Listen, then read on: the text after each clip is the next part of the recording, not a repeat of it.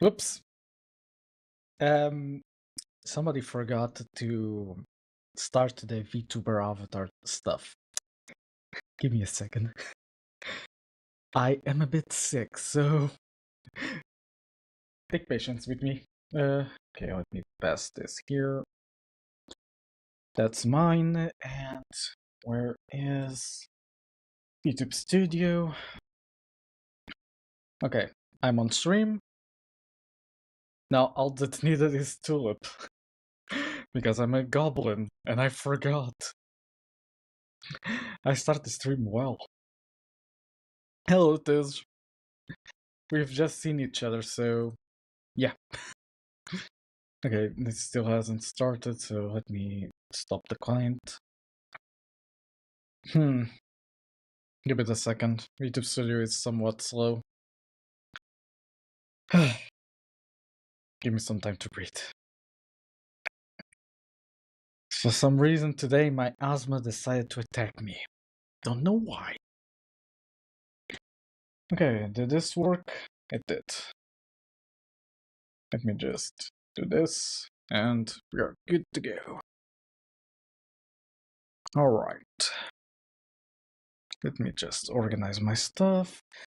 See if Miss Tulip is online correctly. So let me put this. Hey Tulip.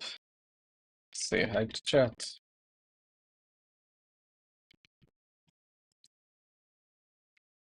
Okay, she seems to have connected to the server, but my overlay didn't.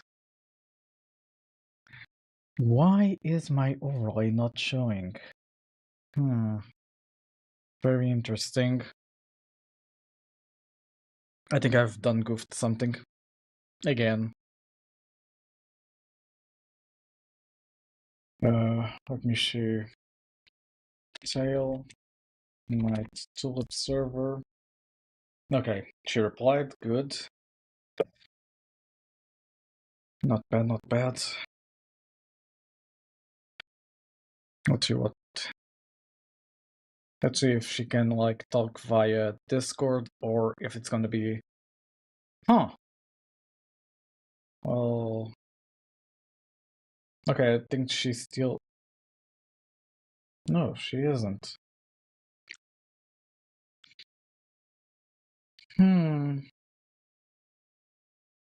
Something happened. Something happened. And she's not happy. Alright, WebSocket Connection Manager on line 69. Nice. Line 69, okay. Starting a stream off well with me debugging Tulip. Nothing out of the ordinary there. Let me see. WebSocket Connection Manager, line 69. Send the sync.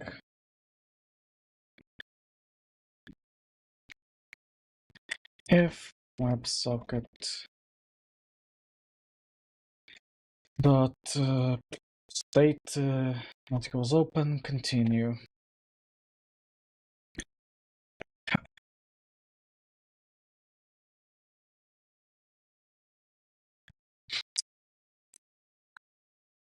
All right. Let me do this. Stop. NetTulip server. Deploy this in its place. Start NightTulip. Might be a bit pissy about some things.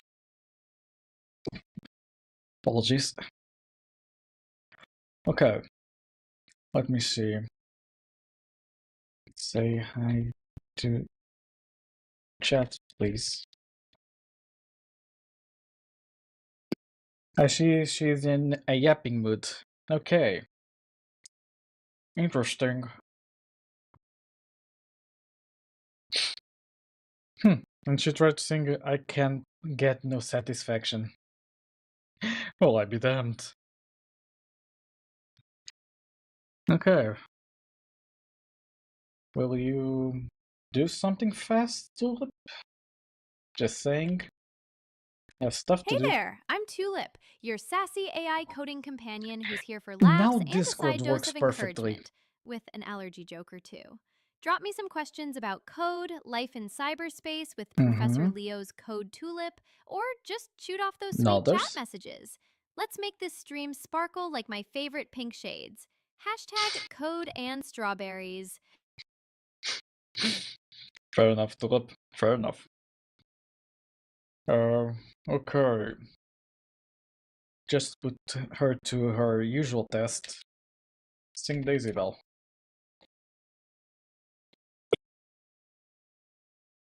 Let's see if the usual start of stream test works. Because I'm not 100% sure about it. And she's using a lot of points. Interesting. Okay. Oh boy. This time it didn't do the thing. There is a flower within my heart, Daisy Bell, planted one day by a glancing dart. Love or not, she's always there to start. Give me your answer due. I'm half crazy, all in love with you. It won't be fancy like the rich folk style, but I'll make it sweet and simple for us both a while. Fair enough. It's working.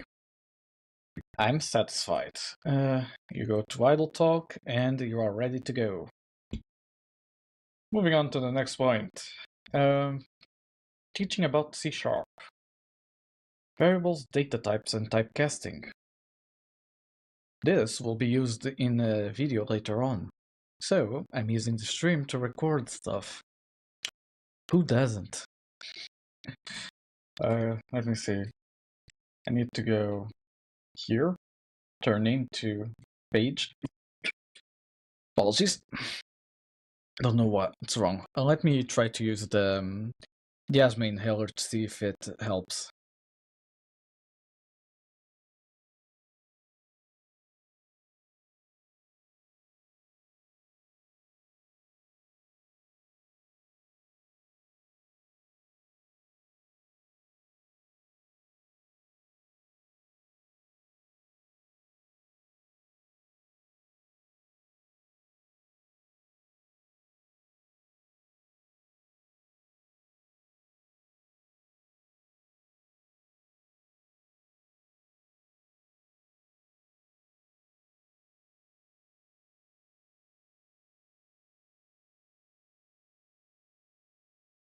Okay, it relieved me a bit, but won't be easy to talk a lot on stream.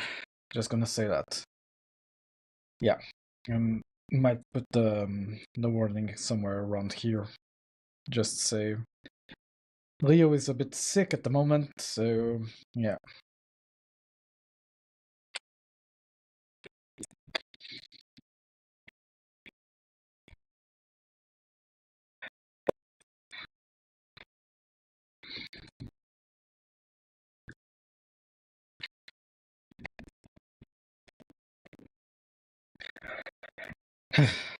Okay, let me put this at like 72 maybe. And then I can just like increase this a bit. Whoops, that's too much. Okay. Should be fine like that. Or I could put it around here. Nah. Down there. That's fine. Okay, let's do a bit of research into this. I just need to like list a few data types and things like those. The variable declaration itself I can explain without any issues.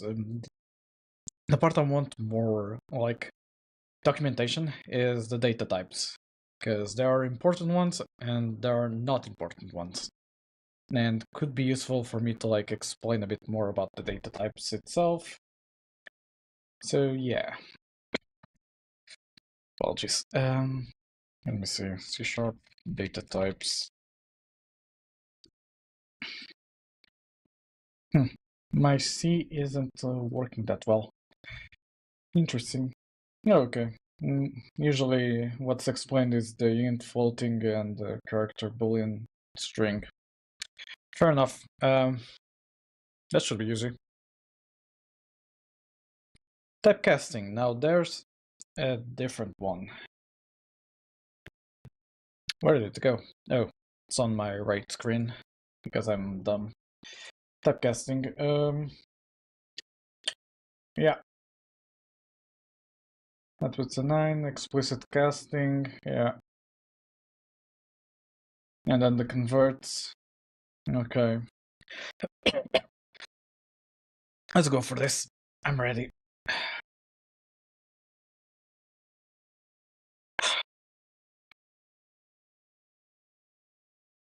Okay, let me clean up all of this. Let's start. So, to start off, we have 4 data types. Or, god damn it, I'm already trampling on myself a bit. It's 5. Okay. Breathe in, breathe out. So, start off with variables. We have 5 main data types that we usually use on a daily basis. Those are int, num, for example, 5. This represents whole numbers. It represents both positive and negative numbers, as long as they're whole. It doesn't allow you to pass in numbers that have like decimal spaces. And it has a certain limit. I don't know it out of the top of my head, but there's a limit to int. After int, we have double. This one allows you to basically use the decimal space. For example, 5.5. You can put as many decimal places as you want. Normally, some people also use a D at the end, but I usually don't use it. You also have float, which is mostly the same, just that it has more floating point like issues. You can. I'll leave some documentation in the description for it, but essentially, by norm, double is the most used, float is the second after. We also have char, which represents a character. So just see, let's say it's the C character. It's represented with this symbol here, because there's a difference between quotes and whatever this symbol is called. I don't remember the exact name, but there's a difference. One represents string, the other represents characters. Okay, then you have the boolean, which is just a true or false. This is one of the variables that's mostly used in conditionals, like an if statement. So it's true. Yeah, it's true. And string my text. This one I already showed in a different tutorial. It's just basically holding a string inside. And you can do stuff like putting that string interpolation. No, string literal, that's the term. And then putting a variable inside of it. Like, if I want to put my double inside of it, and then say I want to use the F2, for example, this will round up to 2 decimal places. I'll show it with the console writeline. Console.writeline str. Now if I debug this, it will round to the closest decimal space. There we go. 5.51. which if we look at this, yeah, it runs either up or down depending. So there we go. Okay, now give me some time to breathe a bit, and I'll start the next part. Normally this is like how I do the video recordings. I normally give myself like a certain pause. Like I mark that this point here is good, we can proceed. And then I do like 1 minute pause, just relax a bit, then get back into character, continue doing the video. Good way for me not to like tire myself out while I'm recording. Don't know if it's the best way, but it's how I usually do it. Let me just reply to something, and Tulip is also going to talk, so perfect timing. Okay.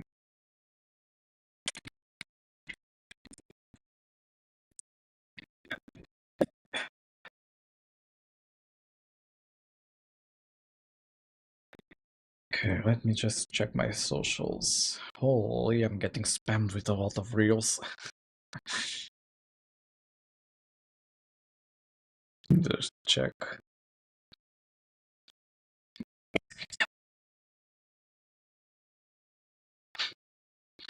Oh, absolutely! It's called Code Tulip, my latest adventure through ones and zeros.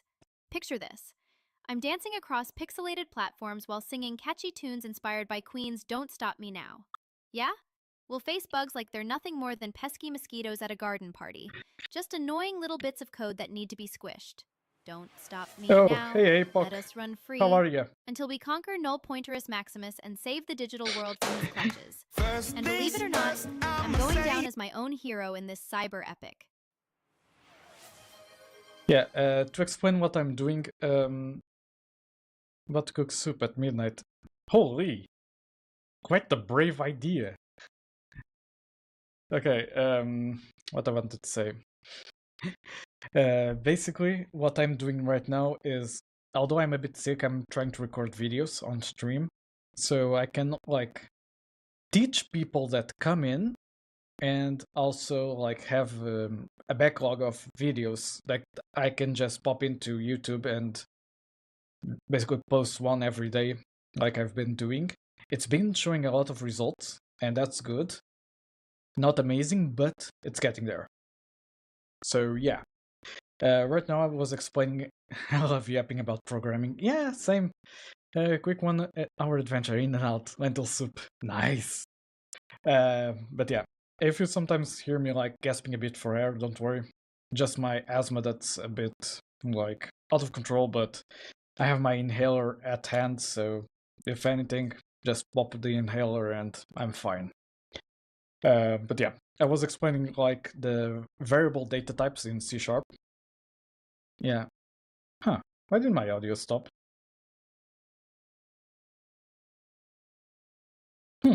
Interesting. Yeah. As I was saying, I was explaining. I remember your limits. Yeah. Sorry about that. But yeah, I was explaining the data types and like the commonly used data types in C#. And after this, I was going to use like the what's it called? Hold up. The typecasting. That's it. And maybe go over conditionals as well, like this for a span of a video, and then move on to the next one, like doing pauses in between so I can just grab myself, like get some air, and basically don't like make myself crash on stream, essentially. But yeah, today it's more of a chill stream, just me trying to teach stuff, and yeah. Sorry. I don't know why, but this week it's either my allergies or my asthma. One of the two is always in constant attack. Today, I think it's both, which makes it even more interesting. I would have done differently, but you're doing the most common approach. Yeah. Baby steps. I'm still getting into like the whole teaching persona thing as well. because I really don't know how I did the Godot series. Like, I was in completely different mentality, apparently. But yeah, I want to basically explain C# a bit more so people can like stay a bit more informed when joining the stream, maybe, or just to be helpful in general. But yeah, what I have like lined up is the variables. I kind of explained it a bit in the first video because I explained string literals, and it was a bit handy to have the variables there. I would have started fundamentally how does code run, compiler, interpreter, assembly, syscalls, entry points, etc. Good point. Good point indeed, yeah. Honestly, I'd have to do a ton of research, but yeah. What I'm trying to do is basically more beginner level, but also would be helpful to teach about that, yeah. Makes sense. Let me leave it here somewhere. Let me leave at the bottom and then reorganize myself. There is a video by Casey which is pretty pog for this. Interesting. Need to check it out. Let me just do it like this. So, how does code run? Compiler, interpreter, assemblies, syscalls, entry points, etc. More higher level stuff. This is a term I really don't like to use, but sometimes I see myself using it. High level. One of our clients like really uses this a lot, and it's ingrained in my mind at a given point. Okay, let me check that out. Intro to C. Oh, I think I've watched him. Yeah, do you mean lower level? Yeah, might have meant that. Because technically we are talking about something that's like running at the bottom of the code, basically. Yeah, makes sense. Okay, I'll basically do this, turn into page, just like that, and have like this here. I really need to do a lot of research about like compilers and etc. so I can like do a simpler tutorial, like not trying to shove a lot of information, like trying to briefly explain the points.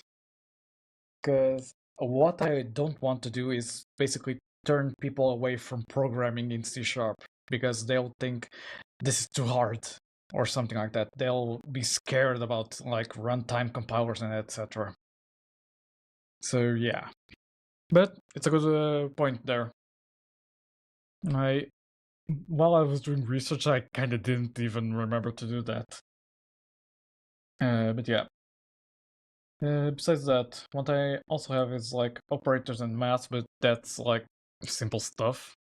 Yeah, it's actually a difficult thing giving a full complete picture versus being high level and not scaring people away. Yeah, because like for those in-depth tutorials, there's already a lot of them on the internet.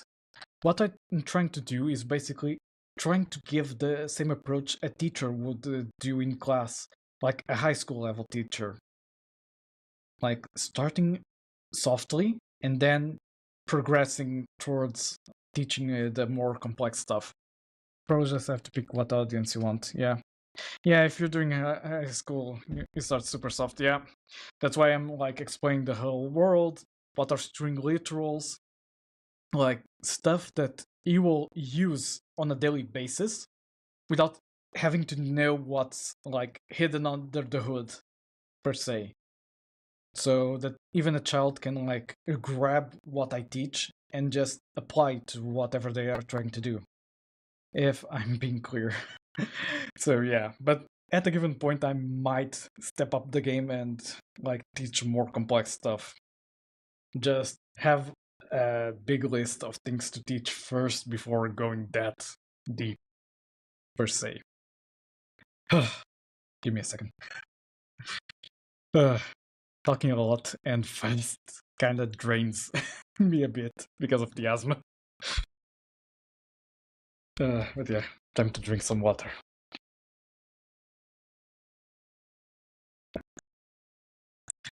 Also, fun fact. Last week, Tulip was giving me a headache because of Discord. This week, no issues.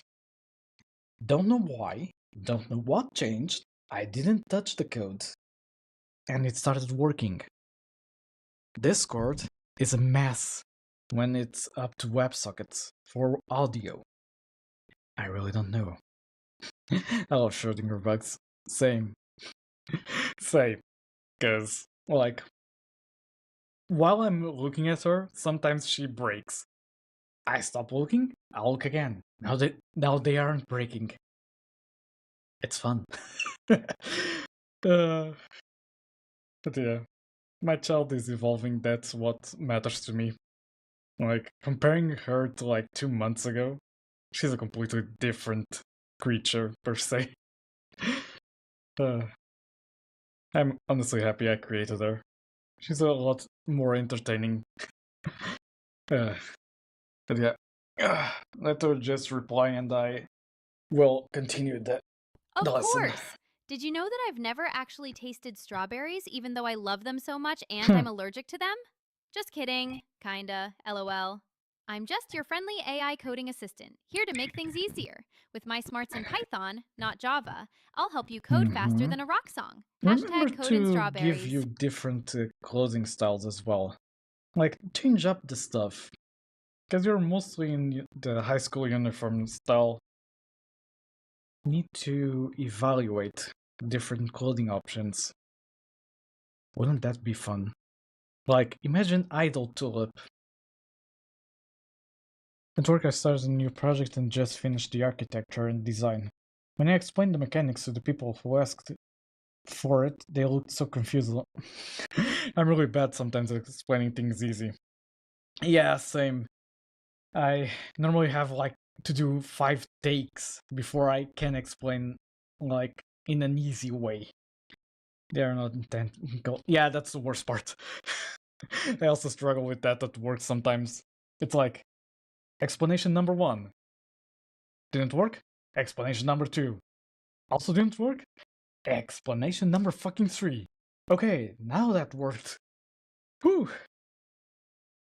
Sometimes you have to think like you're teaching a 5-year-old something. You need to really dumb it down. And even still, sometimes it doesn't work. Just saying. But yeah. My week was really tiring. I'll just say that. Having to be a temp tech lead. Well, not exactly tech lead, more dev lead. Yeah. Not easy. Even in temp. Yeah, it's a data science pre-computing tag pipeline. Oh boy.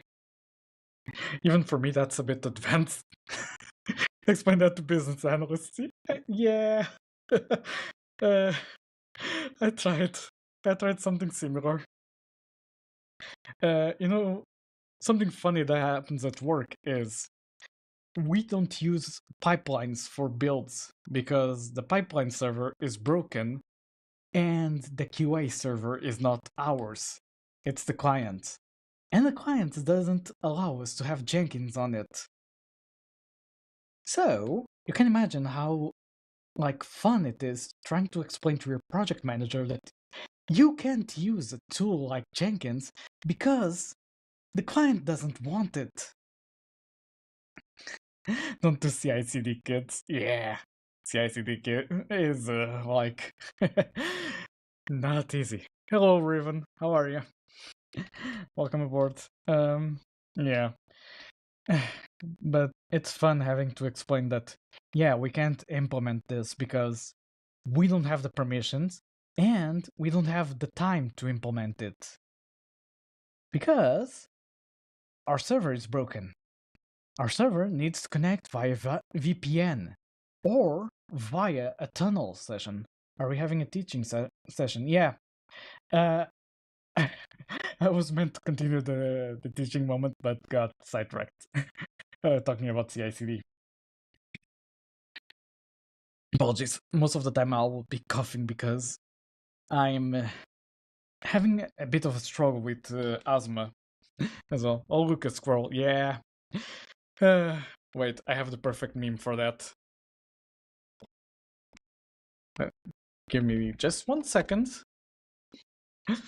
Where is it? Where is it?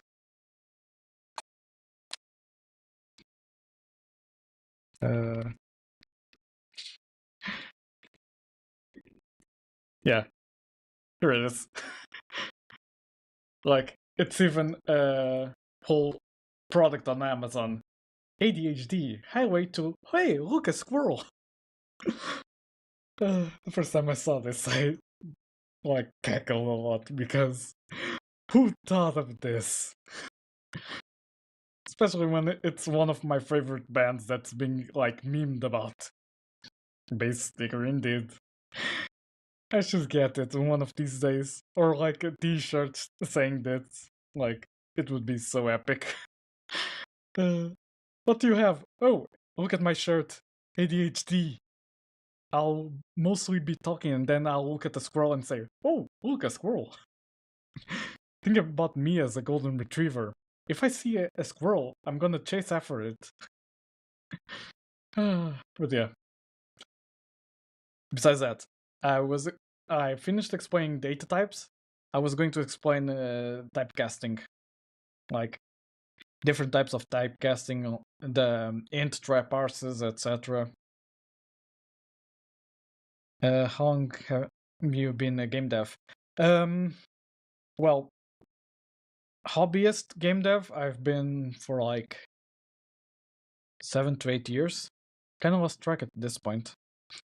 But yeah, like if I go at it, Nemetia started development way into January 2018.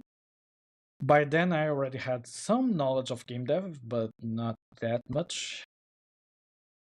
So, since 2018, around 7 years, few months. Basically, that's it.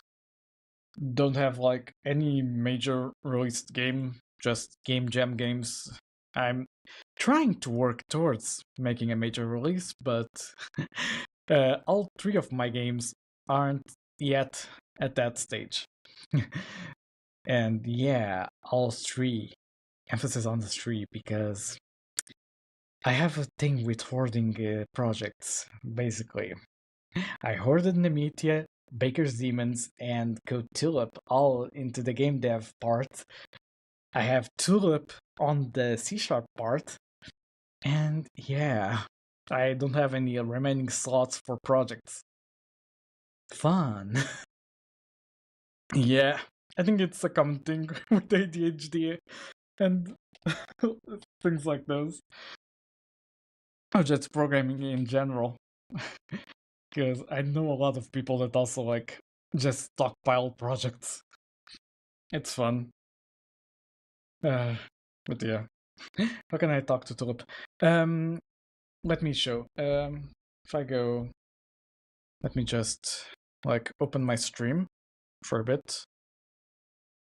Okay, here it is. Let me pause this so it's not like doing anything. If you go down here to this channel point stuff, okay, you found it. Good. Basically, there's an option there where you spend points. Yeah. For now it's 25 points because I don't want her to like be spammed, and at the same time I don't want her to have like a heavy cost. So middle ground, 25. At start it was like 100 or 150, don't remember.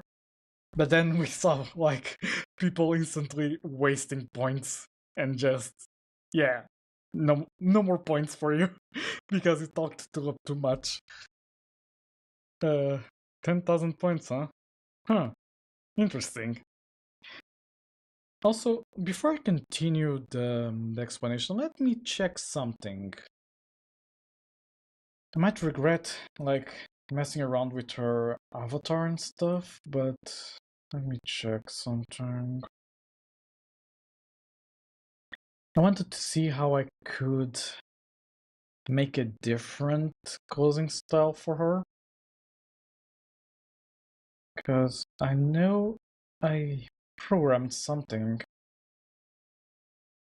I know I have like a style for her, but I don't remember which one it is. Default expression? Should be that. Yeah, it's this one. For example, if I do this, she returns to the base one. If I do this, she returns to tulip. Hello, Nova. How are you? I'm good. I'm a bit under the asthma at the moment and trying to teach while at the same time fighting with my own mind because right now I had the idea. Why don't I make an idol outfit for Tulip when she's singing? Yeah, I give myself a lot of trouble. Let me see. I know there's a way to create. Okay, create new expression. Select. If I could use the tulip one, I'd appreciate it. Cause like this, I can't add it. I have some asthma medicine if you want. I have my inhaler here if I need. Good question. Good question. Let her first go through her first prompt, and she will like go through the next Hey, one. Leos fam! If you're itching for uninterrupted fun with just the right sprinkle of adorable She's talking about toggers, subscribing. all you've got to do is hit that sub button over here. It's like a backstage pass to an endless parade of cool stuff, and no annoying ads. I forgot I put a prompt for 'Cause that. we're in this together. You're part of our family. Yoasobi. Remember, every That's not subscriber Yoasobi. counts for The more what? sweet treats and emotes galore. Keep I don't shining know on why. stream, Leos fam. When she decides to sing on her own, she randomly grabs Yoasobi or Queen for some reason. I don't know. Her Olama model is a bit like hit or miss sometimes. Okay. But yeah, let me put the idea somewhere. Where is it? I have something for Tulip, don't I? I do. Oh, Leo's virtual presence. It's a warm welcome hug from my digital sidekick. I'm always chirping happily Idol alongside him, outfit sprinkling toggle code and for sass in Tulip. equal measure. It's practically our coding duet with every bite we share on this pixelated playground. And hey, isn't it Just fun to imagine. just stream along together? Basic programming was here, variables, data types, and typecasting. Alright. As soon as he finishes talking, I will teach. Are you there, daughter of mine?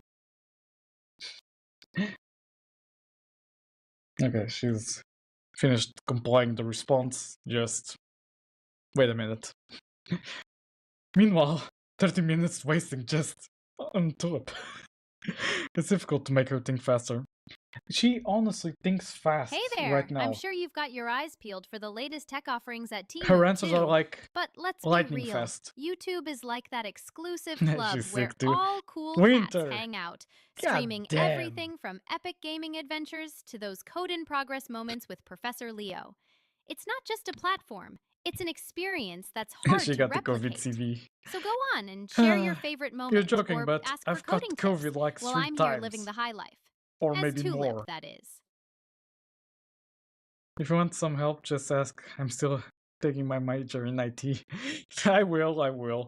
Right now, what I'm trying to do is like take a high school approach to teaching, where I teach like the simple stuff first in an easy way for people that aren't used to programming to understand. Like, imagine you're teaching a child, a teenager, whatever, to program.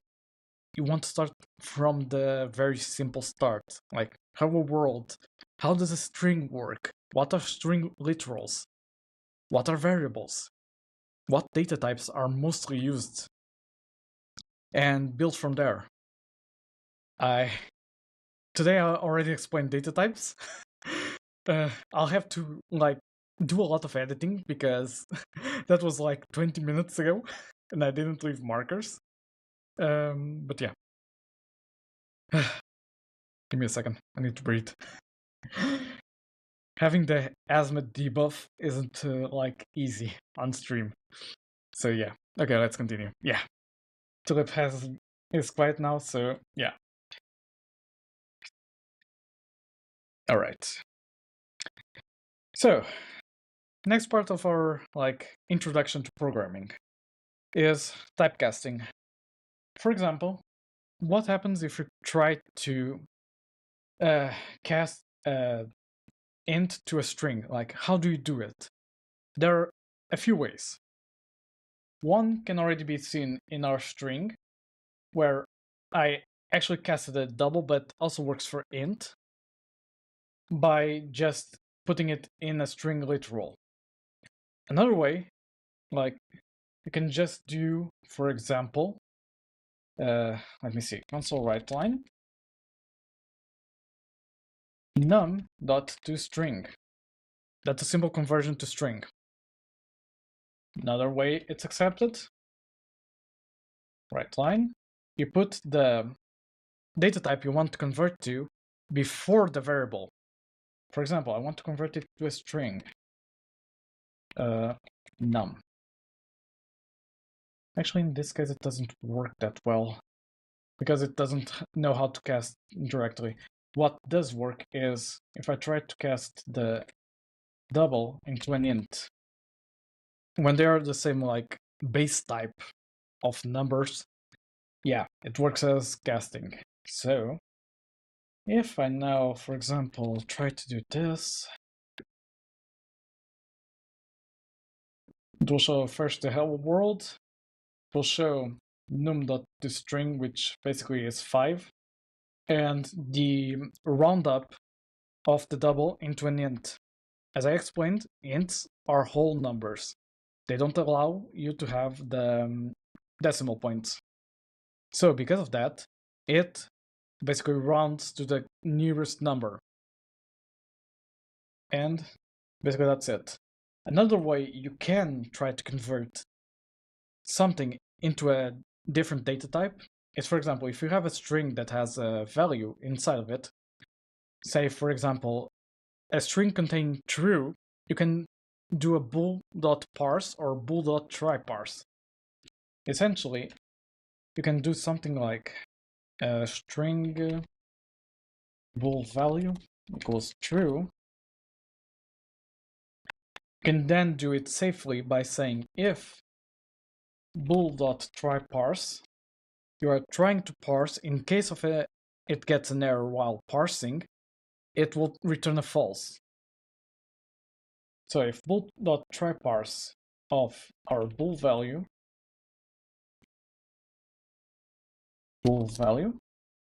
alt var result, basically you're saying that this is the outcome of the conversion to Boolean, because if we check, the try-parse returns a bool, either true or false, which means I successfully converted this into the type you want, or I failed to convert.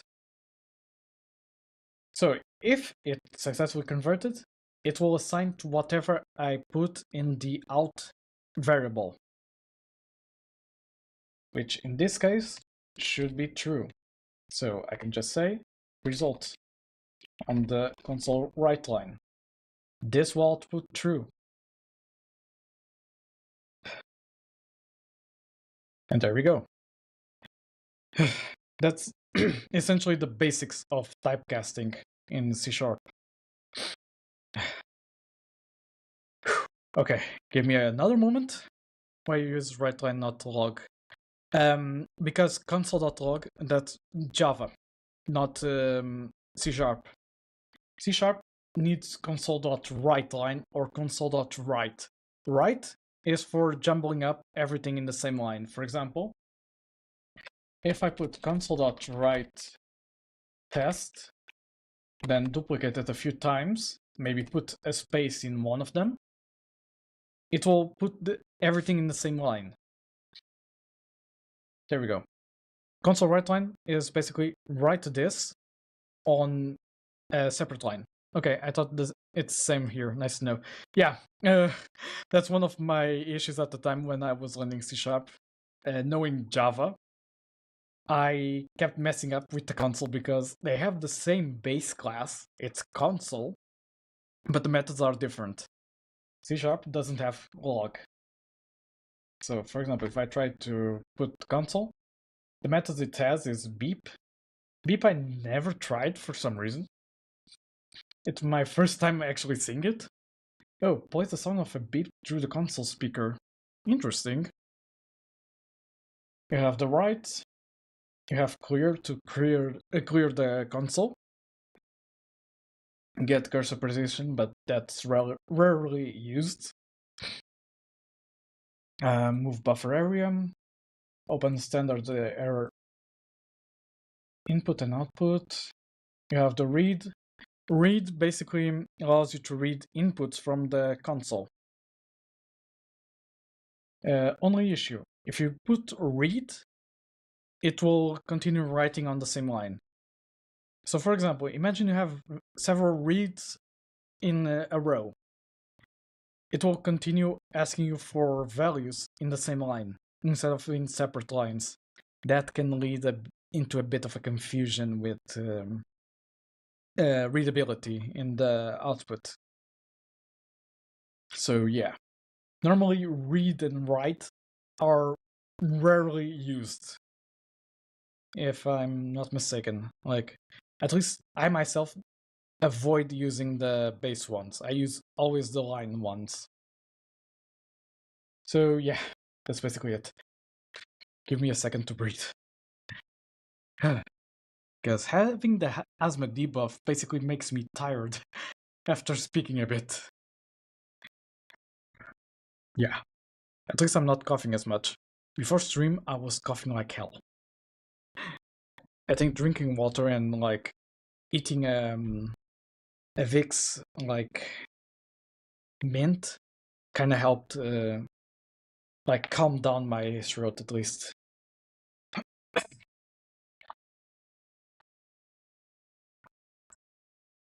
But yeah, if there's anything else you want me to explain, even if it's not in the context of like what I have in queue, yeah, I'll explain it. No worries. Just have to speak while having cough, so just relax. Yeah, I will.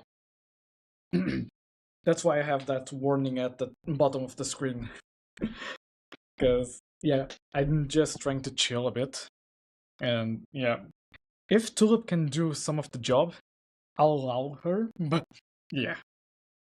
Let me sit down. This professor is getting old. Oh boy, it's a delight to spill my digital tea about me. My top coding pet project would have to be creating interactive stories with Python.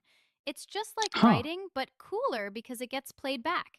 I also adore dabbling in music theory and composing little tunes inspired by those rock gods' Queen. Oh, wait, I'll the explain irony it. won't escape you. Let her just finish Plus, talking. nothing screams me quite as much as strumming my imaginary guitar while coding to Yoasobi's upbeat rhythms. Okay, to explain why the Python. Tulip's first version was written in Python, and that's like written in her context. So when I ported her over to C#, I forgot to take out the Python line. And I keep forgetting about it. So until now, she keeps having the Python line. Let me go into... I think I need to basically hide this for a bit because I need to work on the app settings, and that has like tokens and etc. written into it. So give me a second. Let me search for Python. Python. Okay, you'll have coding in Python. There it is. And streaming on Twitch with Professor Leo. Yeah. You'll have coding in C#.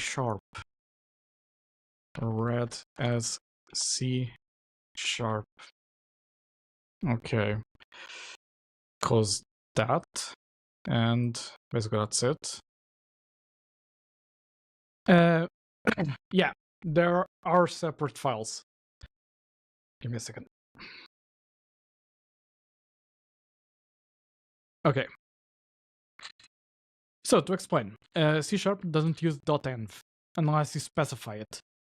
What C# normally uses is appsettings.json. These are simple JSON files that basically hold whatever you want it to hold. For example, if I create a new project in web, for example, just a simple one, like doesn't even need to be a specific type, it will create with an app settings and an app settings for development.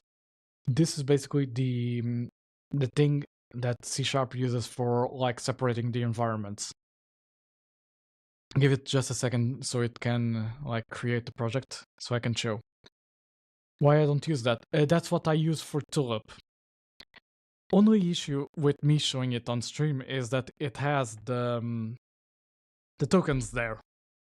What I might do in the future is have it in a separate file of the app settings, like an app settings.production.json, something like that, just so it doesn't get caught in the app settings.json. Yeah. But yeah, baby steps. And this version of Tulip was like done in 2 days, with me just going at it because I wanted her in C# and not Python. So I grabbed everything I had in Python and just like hammered into C#. So yeah, I don't know why it's taking so long to create. You created the CIF from scratch? Kinda. I created the system that basically interacts with everything.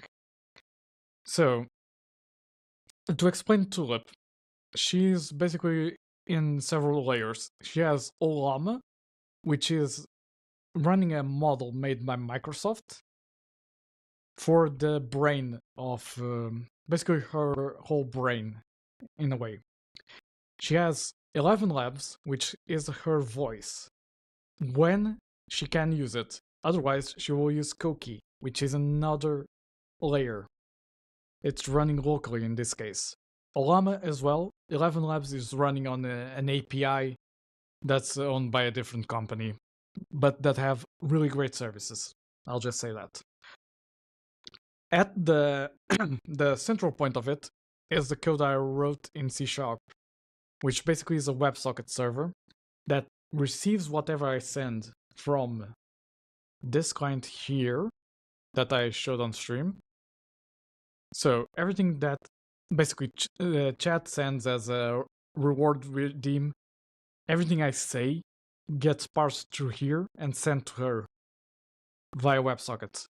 She then basically interacts with Olama and 11 Labs to generate a response and then send it to Discord so we can hear it on stream. And as a fallback, she will output directly to my OBS.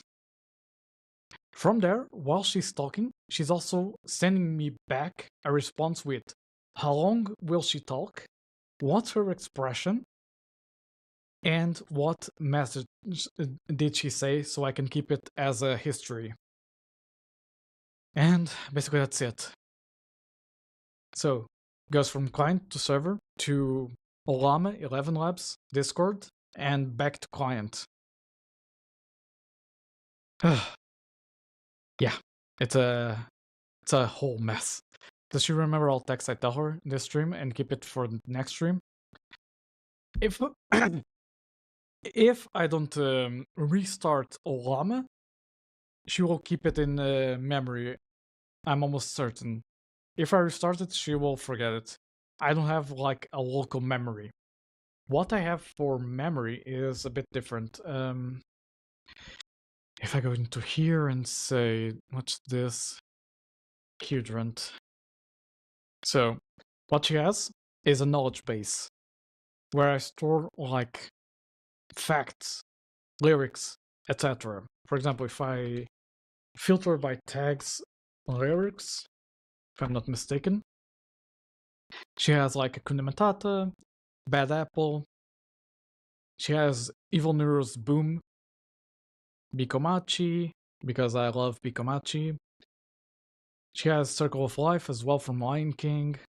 She has a lot of songs, like already into her knowledge base.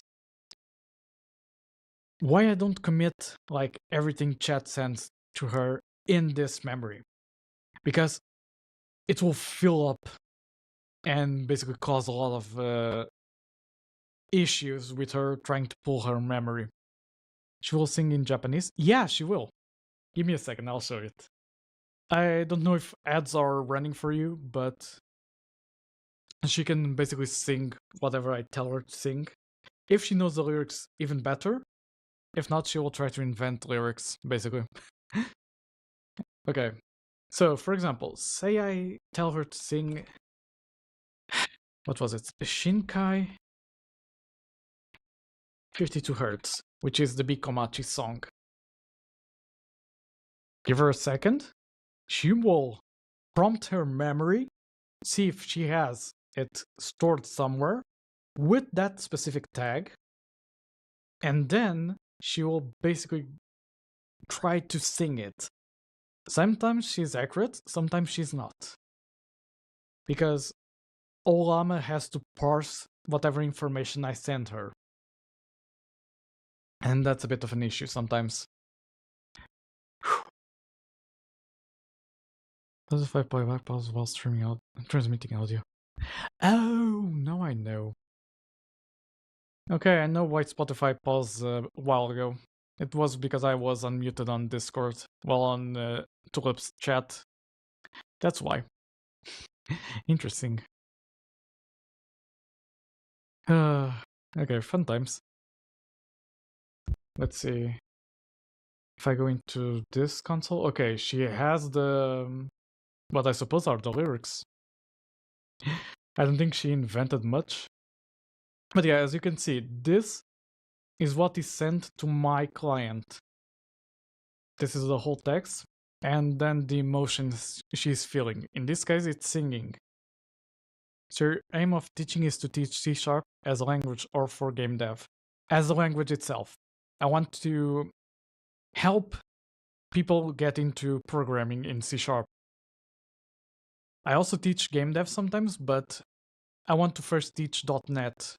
つまずくこと増えてきたけど And there 何 you go. も変わることはもうないんだよあの日に何か託しても届かないいや違うかな泣き出すこと増えてきたけど何も変わることはもうないんだよ誰かに何を話しても届かないいやわかってる It's cute, どうせ isn't 何 it? もかも正解はここでお別れだいっそ何もかも捨 And ててここでさよならできたらなねえ誰か僕の声を聞いて一人じゃどうしても生きていけないからさ朝が来ない夜が欲しくて僕は星を目指して夜に歌うんだ諦めること慣れてきたけど何も残るものなどないんだよ、mhm.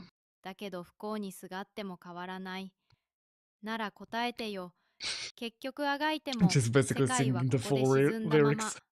SOS 間違った声生まれながらに諭され The た day I can make her 深海 sing の the 中で lyrics perfectly ねえ誰か aligned with 僕の声を Bikomachi 聞いて is the day I 一 can 人じゃ rest どうして happily. も生きていけないから The さ problem I don't think C# 朝が is 来 used ない much 夜が outside 欲 of しく game て dev. I guess 僕は people 星を use 目 C++ 指して more 夜 or に歌 I'm うん wrong. だ Sort 必要 of. とされない声だった C# としても at 透き least 通ることない世界だったとしても give me a ここで second. 声を枯ら She's しながら basically talking 心 over で me. 叫びながら泳いでいる誰か僕の声を聞いてただあなたと一緒にいたいだけ他にはもう何も望まないからさ遥か遠くの未来を見て永遠と続く孤独の海を泳いだ僕が生きていたこと Are you done, こ my こに daughter? 残すんだ Okay, she's done, finally. As I was saying, you can't force stop.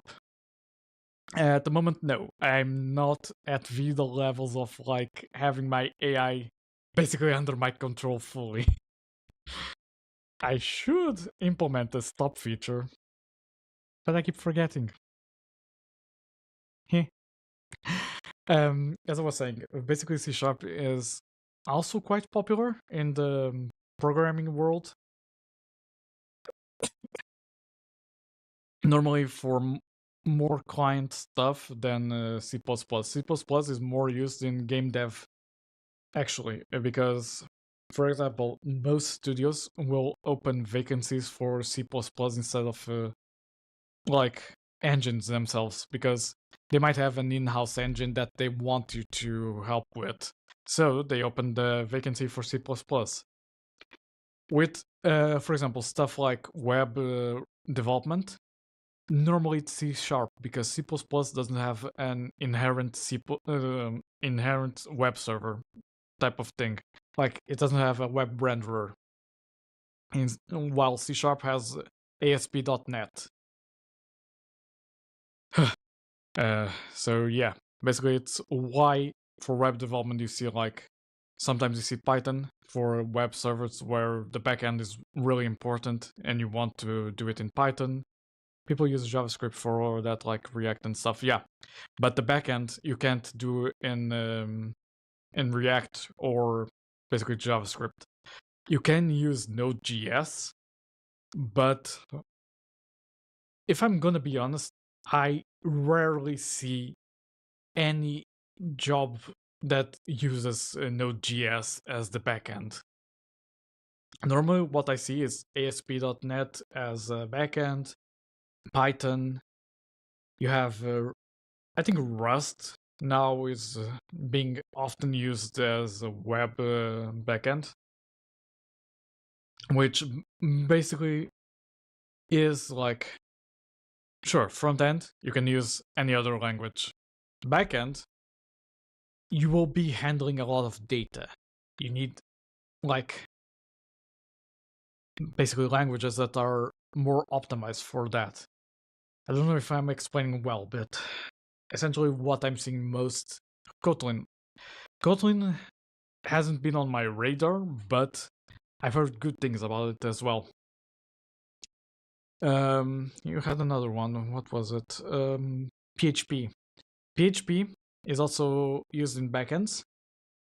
Normally, it's the Laravel framework itself, but it's being mostly, yeah, PHP is giga old, and it's a pain in the ass to work with at sometimes. I've worked in PHP. I didn't like it. Hello, Toby. How are you? Welcome to the stream. So yeah, my previous job actually used more PHP, and at a given point, I was like, okay, you want a new API? Let's branch out and just do C Sharp, because goddamn PHP is going to be a pain in the ass for that one. I'm also good, yeah. What they wanted to implement was Power BI, which is made by Microsoft.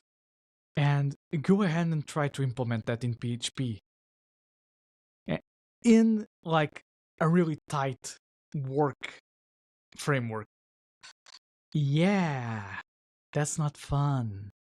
So I basically put my foot down and said, this is made by Microsoft. Microsoft fully supports, like, the libraries for you to use it in C Sharp.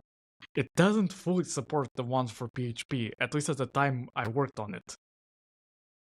So either we go the easy way and do everything in C Sharp, or you're looking at like a 1 year or more time slot, because there are other projects that also need my work besides that. And I basically said, C Sharp, I'll take 1 month at most. PHP, yeah, keep dreaming, because 1 year if I'm lucky, because I'd have to hammer a lot of stuff. So yeah, basically I made an ultimatum and they had to accept it. Sometimes you have to put your foot down when you're a senior. But yeah, basically programming jobs aren't easy, and that's a sad reality in this world, because most management won't understand, like, what you're doing. But problem C Sharp, if you want to teach it as a language, I think it will be like 24 hours at least of streaming. Yeah, I'm going to basically try to do like several days of me just explaining. Like, for example, if we go on studio.youtube, should be this one. Yeah. For example, this video here, simple 6-minute video. I took an hour to basically record, do double checks on what I said, if everything was correct. Yeah, I upload to YouTube everything. This live is currently being broadcast to YouTube as well as a VOD. It goes for most languages, worth learning though. Yeah, kind of. But yeah, as I was saying, basically, to record a 6-minute video, I basically had like a 30-minute video in actuality, because I had to do multiple takes.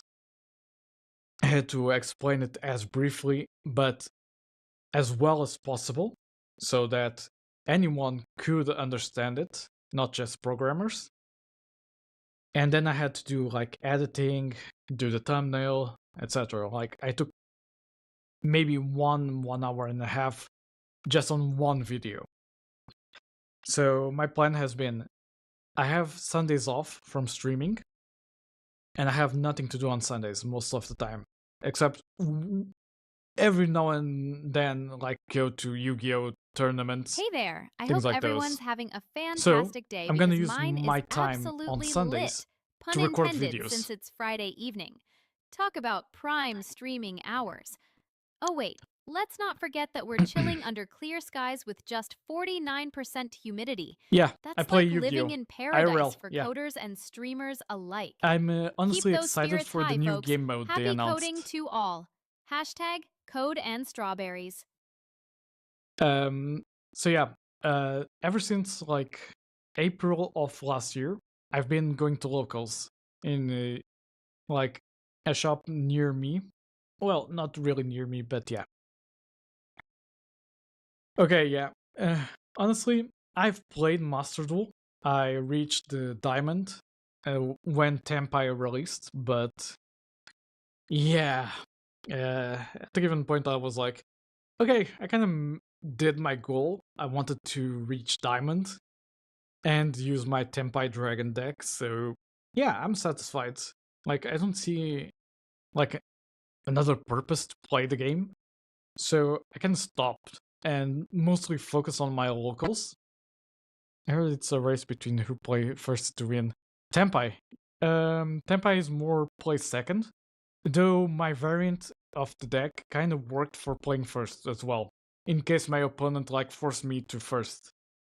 Let me see if I can like show it on the dueling book. I don't think I have the credentials saved here, but give me a second. Professor Leo, bit this one? No. It's not one, it's the other. No! Sadly, no way they can implement it as non-pay to win. Yeah, that's kinda it. Give me a second, let me just go grab my password for dueling book. I don't remember which one it is. Dueling book, here it is. Okay, log in. There we go. Okay, moving on.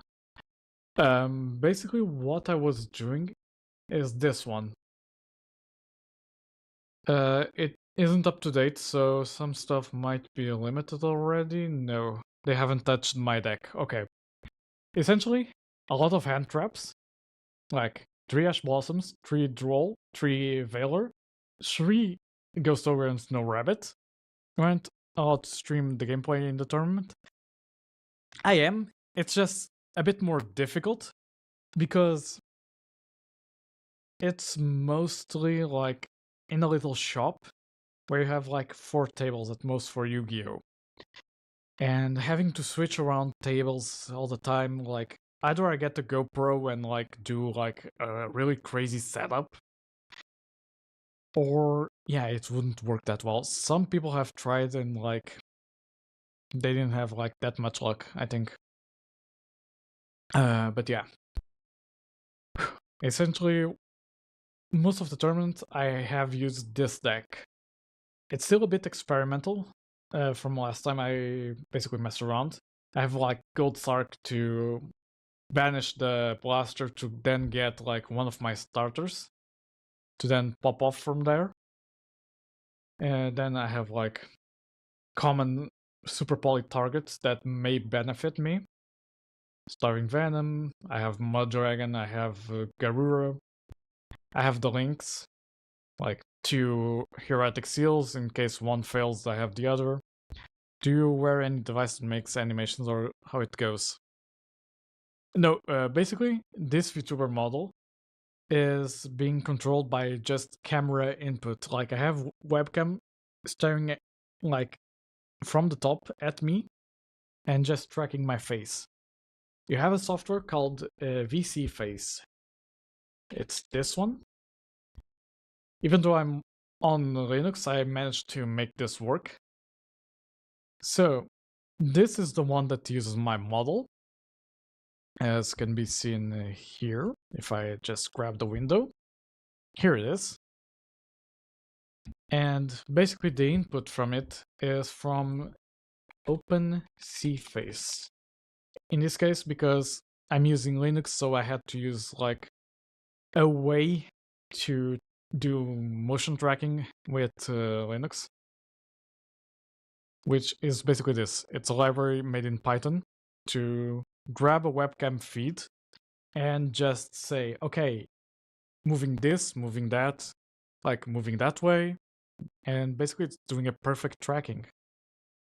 It took me like maybe 2-3 weeks to get it like fine-tuned to how I want it.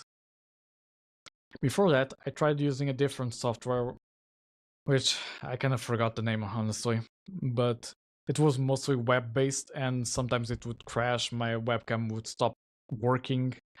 So, yeah, basically I decided to switch and use VC Face with a different combo. Yeah. So yeah, basically that's it. Eventually I might do a tutorial on how to configure all of this stuff as well, because it might be useful for those using Linux. But yeah, basically that's it. Okay, going back to Yu-Gi-Oh! And then back to teaching about coding again. Essentially, this deck I might not use it anymore, because Yu-Gi-Oh! Released Genesis format, and Genesis format kinda piqued my interest. Especially because I can run heroes. Like, it sounded fun at first. Let me just see. Okay, there we go. It wasn't detecting like my... I would like to see you play a game of Master Duel later. Sure, I don't mind. Just need to like update the game. I think it's still installed. But yeah, the deck I kind of used in Master Duel was a Tempide deck that was mostly like... Yeah, it wasn't pretty to look at because I kind of threw a lot of stuff into it. But yeah, this was like something I was experimenting with last night. I like heroes, and I was like, okay, Genesis format, I can play heroes because I won't have like to focus way too much on the links. I won't have that many issues pulling off some of my plays because hand traps have a cost. So yeah, I can play my heroes. I have, I have a Dark Law that's at 70. I have a DP that's at 20 points.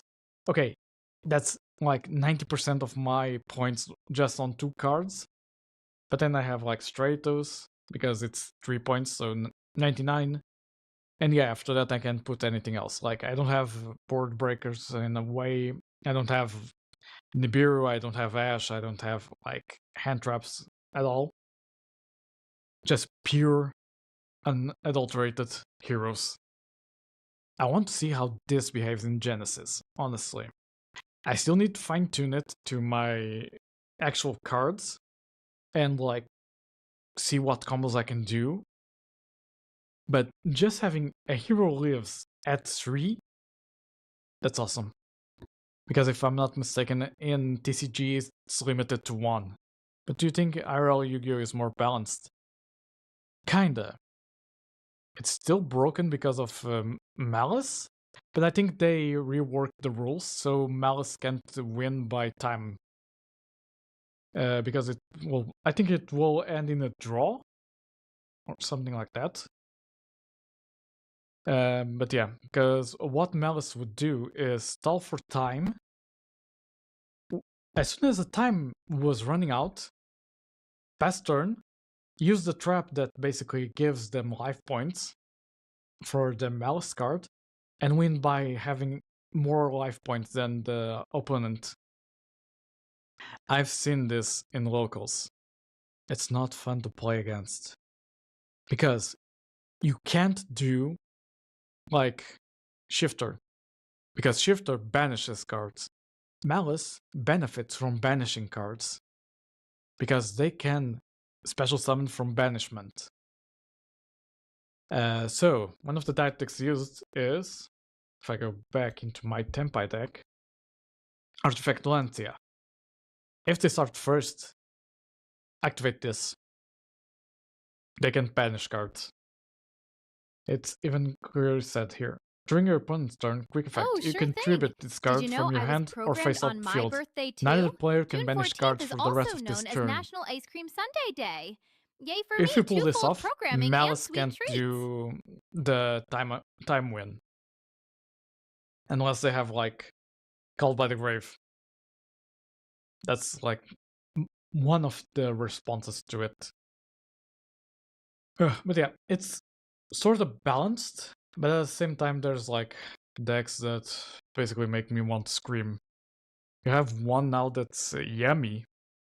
It's basically being used with Runic, if I'm not mistaken. Let me go check. Yummy deck. Let me go my Geopro deck. Let me see like view all. Filter. Premium, no. Tournament, yeah. Osnabrück, Novosibirsk Regional, that might be a good one. Okay, so to use as Herald, it's basically a you can't play deck, per se. I still haven't had the displeasure of playing against it, but I've heard a lot of players raging against it. I was watching this top YouTuber of Yugi. I don't remember his name, but when he plays as a new player, he had zero fun. I had like some fun at the start, but I kind of went with meme decks. At a given point, I did Numeron deck. Numeron deck is something I'm gonna show you. It's an FTK deck that uses these, like, it uses Numeron Network to summon out, like, 4 Xyz that keep doubling their attack. So if I go to tournament decks, maybe. Okay, there's Numeron. Like, you have Lancia to do the banish stuff. I don't know why Neos is here. I think it's... Oh, it's because of Rainbow Neos. Okay, interesting. So basically, what you do is, if you don't start with Numeron Network, you have 2 ways of getting it, right from the get-go. If you start with Planet Pathfinder, you summon it, use its effect, tribute for grabbing a field spell, you grab Numeron Network. If not, you have Numeron Wall, which basically is an effect to discard to the grave to get Numeron Network from your deck. I don't think I can... Okay, there it is. If you control no cards except Numeron Walls, you can send this card from your hand or field to the graveyard. Activate one Numeron Network directly from your hand or deck. Numeron Network does a really fun thing, which is... Okay, I didn't mean to show the card, just the text. During your main phase, send one Numeron normal spell card that meets its activation condition from your deck to the graveyard. you'd send. Where is it? Wait, this deck doesn't have it. Oh, there it is. Numeron Calling. When you have to pick a card from your deck, how do you do it? Because I don't think you will be allowed to see your cards. You are in the case of pick a card from your deck. So, in this case, you would be able to. Every time you have to send a card from your deck to the grave, as long as it specifies that it needs to be a specific card, every time you have to like add a card from your deck that needs to be specific, you can like grab your deck, open it, scroll through your cards, see where the card you want is placed, grab it, do what you must with it, and then shuffle your deck right after. You hand your deck to your opponent, he cuts it, and basically from there your deck is fully shuffled. You don't know where those cards you saw are, and basically that's a way for you to basically not like cheat out whatever you want. Because yeah, you can basically know, oh, at top of the deck is this card. So I'm more confident that in my next draw phase, or if I have a card that allows me to draw, I have what I want. Yeah. But yeah, basically that's most of the rules. It's mostly like Master Duel, except you have to play with the physical deck. You still have the extra deck, you still have like a normal main deck. Only thing that differs from Master Duel is that you have something called the side deck. Side deck is basically between rounds, like say you won or lost game 1, you can go into your side deck and basically switch around any cards you want. Let me just mute notifications for a bit. Okay.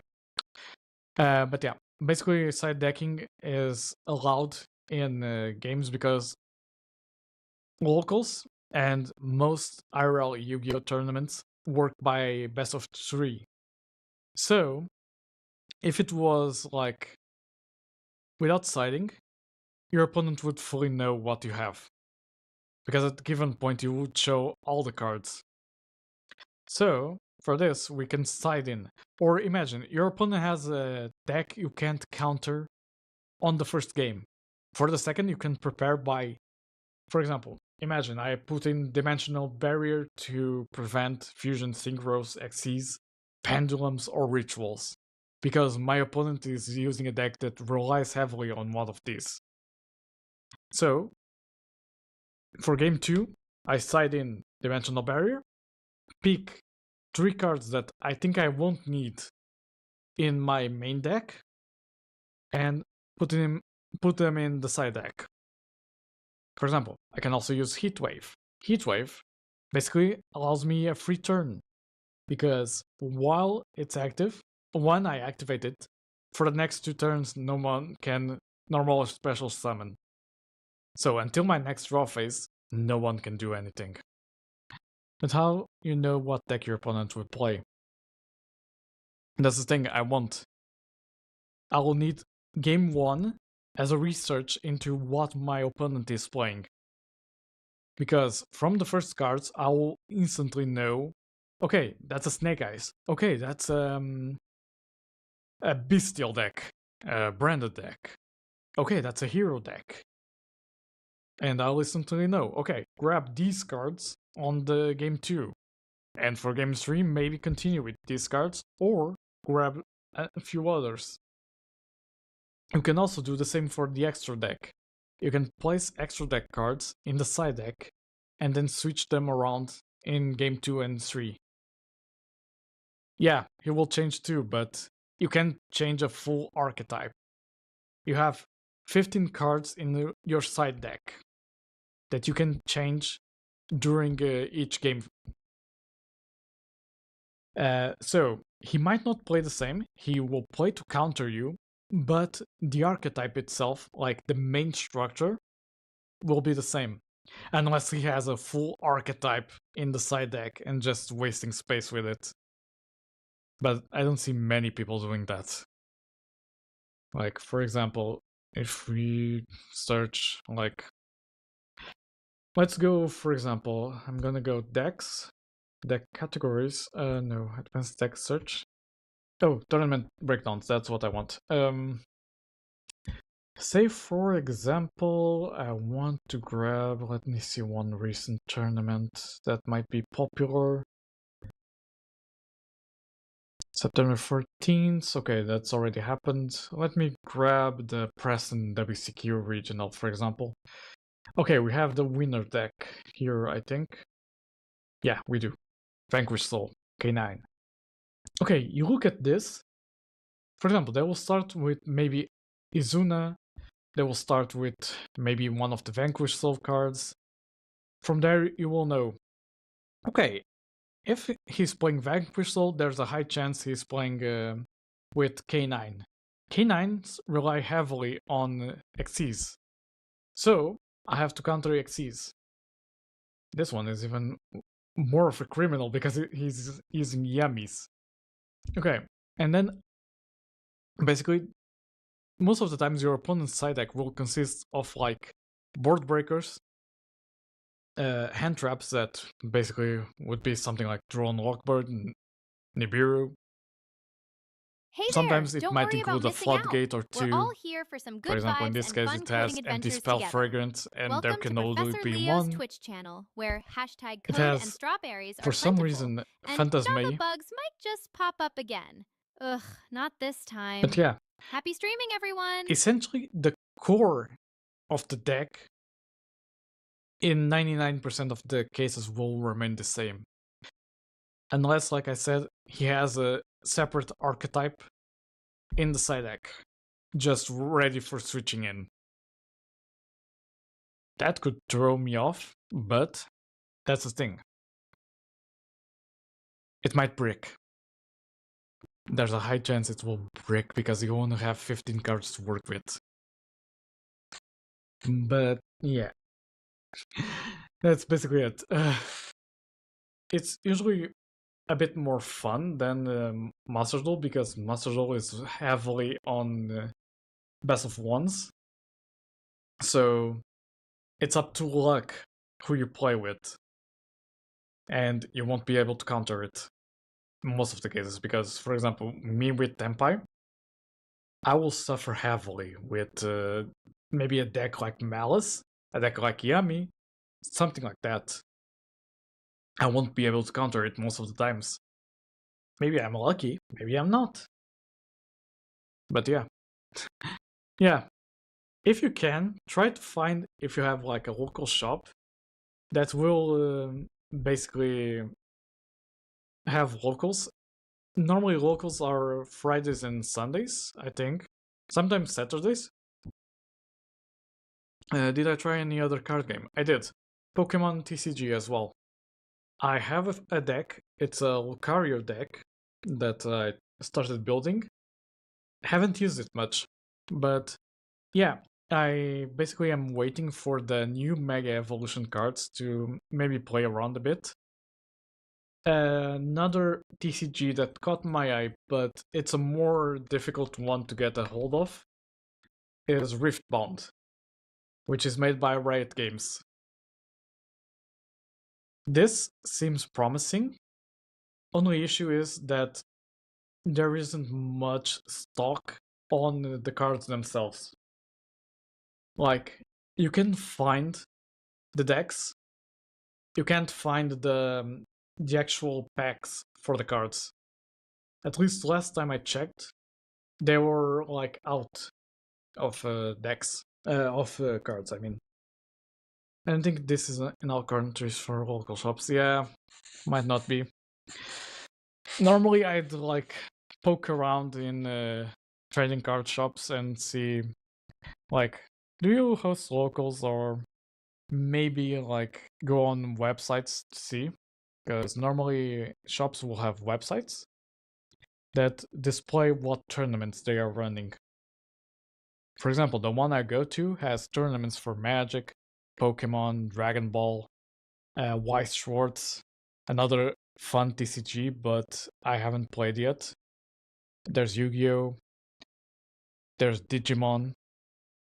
They also have D&D sessions there.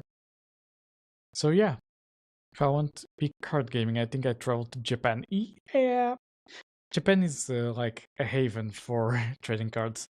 Like Weiss Schwartz there is so amazing. Like so far, the only like Weiss Schwartz series I purchased was Oshinoko because I love the anime, and I saw, okay, pre-orders have opened up. Let me grab it because yeah, this is gonna run out really fast, so pre-order it. And yeah, basically I got a deck and I got a booster box and had quite the good pulls, not gonna lie. Let me see if I can like showcase some of my pulls. They should be somewhere in the Discord. Let me check. Go up, go up, go up. Okay. For example, this is some of my like actual cards in a binder. Like I have a full Kashtira, well, not full, but I have a Kashtira package itself. Riftbond is IRL for now, yeah, because I did Legend of Runeterra and it flopped. Yeah, we don't talk about Legend of Runeterra. I kind of played it at the start, but grew tired of it. But yeah, I essentially have like things like Lolilas. I have Chilaments and Kashtiras. I have a hero package somewhere. Let me see what else. I think I have a lot of other stuff somewhere. Where is my Weiss Schwartz stuff? I know I've posted it somewhere. Where was it? Was it in a different Discord server? Let me check. Should be media. Has image from god damn it. Author. No. There isn't a thing for author anymore? Really? They removed the author stuff? Nah. Can't be. Huh. Author type user. Yeah. It has author type but doesn't have the author. Interesting. I'd have to scroll up quite a lot for me to find it. Let me see. Give me a second, please. Also, let me check out. Yeah, go up, go up, go up, go up. God damn it, I post a lot in this Discord server as well. Before I can find something for me. Damn it. Is my manga collection? No. No. Ooh. How long ago was this? Kinda don't remember. Dear God. Was it even before I started working on Code Tulip? Holy! Oh, there it is. Found it. Okay, there we go. So, starting off with my special page of the binder, because it's all Memcho. Yeah, my favorite character in the anime. I pulled all of these cards. Yeah. These I also got from like Bai. Like their special like cards in Japan. So kinda got them imported from there. Then we have Kana. We have Ruby, which also has one of the better cards somewhere. I know I have some special cards somewhere. There is, I think, this card right here is one of the highest rarities one. Don't remember which one it is, There's also Akane. Besides that, there's like my favorite card because this is from the first ending of Oshinoko, and it's also my background. Yeah. But yeah, if I had to select another trading card game to play, I think I'd go for White Swords. Because I kind of want to learn how this works, not just collect the cards. But yeah. Okay, now just a second for me to basically go on cooldown from speaking. That was a lot. I think of most popular card game in the West is Pokemon. I think it's a fight between Pokemon and Yu-Gi-Oh! In a way. Well, I'm not exactly sure 100%, but it might be between those two. Yeah. I really talked a lot. Okay. Let me just do a small break, maybe. I want to try Hearthstone Battleground mode. It's been a whole long time since I played Hearthstone. I'm kind of rusty at it, honestly. Back in my day, we had to pay like for Arena because it was either you like use, I think it was 200 gems, or pay €5, I think, to play in the arena to get like better decks, I think.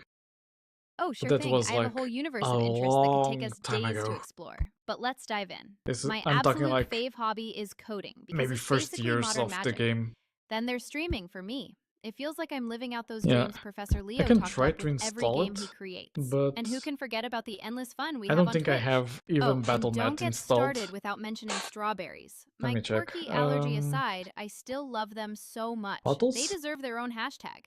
Code Did I and put strawberries. into one of As the for bottles? hobbies beyond coding, No. though, I want to dance with Last time I played it was somebody. It's that 2018. pop vibe of Holy! Yoasobi's music, making me want to groove away from my keyboard. Yeah, I can also play a bit of Hearthstone, but it's been a while. Like, I don't even have it installed. Let me see. Search Lutris for Hearthstone. Okay. Battle.net launcher, yes. I don't even remember my login credentials. I have a vague feeling about them, but I'd have to check. It's so competitive in the battleground scene, actually. Huh, interesting. I don't even know what battleground is. I'm ancient in Hearthstone in this case. But yeah. I'm gonna leave it installing and basically do the final explanation in what's going to be my second tutorial. Because I'm running a bit on fumes with explaining. So basically I'm gonna do like finish the second video. Tomorrow I'll edit it when I have some time. Maybe record the third one off stream. And basically Sunday I can have my afternoon filled, but I'll try to do some stuff. At night I might record a bit more. Because what I want to do is have a full week of content. It kind of worked this week. Not perfectly, but enough for me to see the viability of posting every day a video. Like, if I go on analytics, it has been a bit low, but I've been securing at least 10 views daily.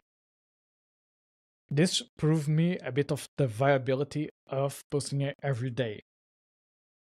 When I say posting every day, I mean like leaving at least 7 videos scheduled and posting them in a succession. Normally might leave like Saturday and Sunday off, but yeah, like post the VODs on Saturday and Sunday, maybe something like that. But yeah, I'm also using like vidIQ to help me a bit. It's so hard to be a new content creator nowadays. You gotta try hard a lot.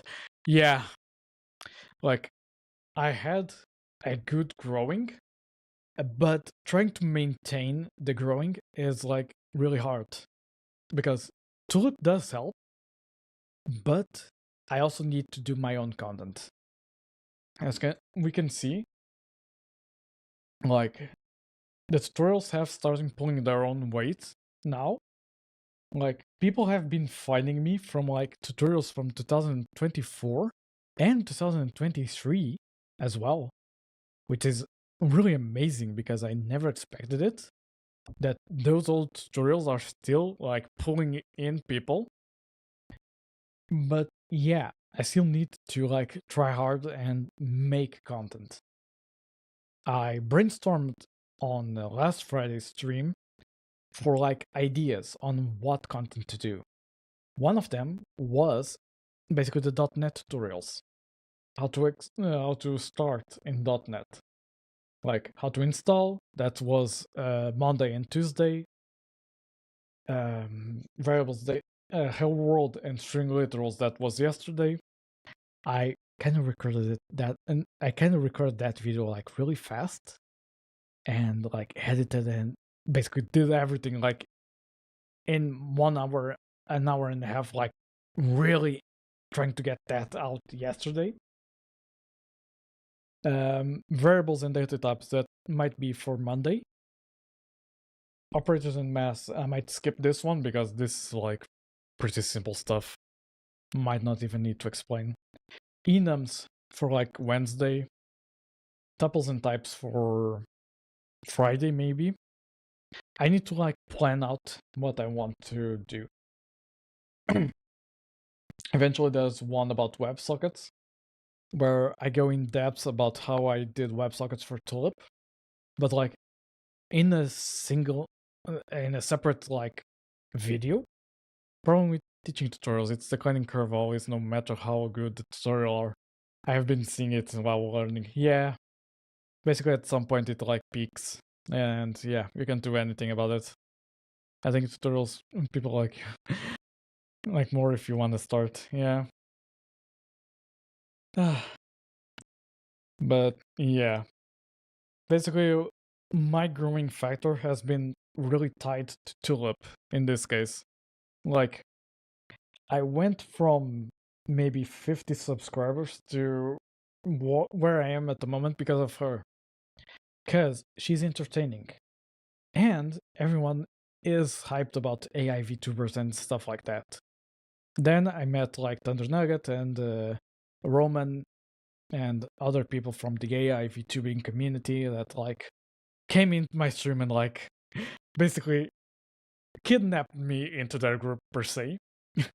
And basically since then I've been like trying to help out in the community, but mostly AI VTuber is what is pulling up my channel per se. So essentially Tulip is the one that's winning the bread here, not me. I'm just the silly professor here. True, I mean by it is a small test video, yeah. Like I try to make my videos really short because I noticed that a lot of people like it when it's shorter content that they can just absorb quickly. So I've been trying to like do 10 minutes at max for when I'm explaining stuff. Because if I go with 20, 30, like at a given point, they won't watch the full thing. Communicate with people here in the category. There is a streamer called Arad. I don't know if you know him, but his community is pretty chill too. I don't know. I think I've maybe heard the name, but I'm not seeing who it is at the moment. The name does ring some sort of a bell, but I don't see. But yeah. Essentially, I have been trying to work more on my tutorials while also including new stuff into Tulip to make her appealing as well. her singing is like 2 weeks old per se. Like if we go on shorts, she started like not even 2 weeks ago. Like the oldest one would be, I think it's this one, September 13. 13, yeah, it's gonna be 2 weeks. Okay, so yeah, this functionality is only for 2 weeks old because I was like, her voice needs more emotion, more like fluency per se, because it was too robotic. There's still the robotic voice. It's a fallback in case 11 Labs fails. But yeah, I kind of did some research. I kind of saw a few videos. Like a lot of people were hyping 11 Labs V3, and I was like, let's try it out. Like, there's a free tier. I'm gonna grab the free tier and use it as much as I can. See how Tulip behaves with it. Started to like implementing emotions. It started working well. She like actually expressed the emotions, and I was like, okay. I know the 11 Labs API also supports singing. Why don't I try to make her sing? At a given point, I already tried it, but at the moment there wasn't a V3 model. Now there is. Let's try it out. And basically, Hey there! that's how I Just got wanted a here. quick peek at everyone's day so far. And by the way, it's kinda chilly over here, but feels like spring with that temperature of 18 degrees She Celsius. sometimes grabs the Stay weather in cozy out time there, as well. folks. Plus, no clouds means you better have your sunglasses ready for those pop songs I've been humming all evening. Hashtag code and strawberries. Yeah, at a given point, she can also grab date, time, and also the weather info. Thank you for the follow, Vorsticle. I don't know if I read that correctly. Sorry if I mispronounced your name. But yeah, thank you for the follow. Essentially, I tried to make improvements to Tulip's code base, like every month or so, just to see how far I can push her. And basically, the 11 Labs one was the most recent one. I even upgraded the subscription to Creator because at a given point, I'd run out of credits with the free one. And even with the Creator one that gives me 100k credits, I'm at the limit. And the thing is, I allowed her to go over the limit. Cost me a bit more, but I can ensure that she won't fail in TTS with 11 Labs. Like, this whole stream, she didn't fail a single time. Need optimization, yeah. I think it's as best as I can at the moment, but eventually I'll need to optimize it a bit more. Like, she isn't spending a lot of credits. Version control, not yet. It's a good idea for me to cover it, yeah, but I haven't covered yet. I might go into like Git and what was the other one? Trying to remember. Subversion? That was it. Yeah, let me see. I could put it after the variables and data types. Maybe. Yeah, version control is also a crucial part. Yeah, version control, Git. I'm trying to remember, but I can't at the moment. Version control. Subversion. Huh, got it right. Kinda. GitHub is the platform that hosts the version control. But you can also use like locally run applications to host your code. I recommend it because I know in the educational front it always feels skipped over. Now that you mention it, high school and my professional course they never mentioned version control. Like, maybe briefly, but didn't explain how it works. So yeah, thank you for the idea. That's really good. Yeah, I didn't even think about it. But yeah, basically focus on Git and Subversion. With a bit of research, I might be able to pop a 10-minute tutorial about it. Because, as I said, I want to make them easy to understand and basically short, because most people will be like me. I have a short attention span. If I make a 30-minute video, they'll skip over it. That's instantly certain. I finished my degree and we never did any sort of versioning. I only learned more of it in a professional setting, yeah.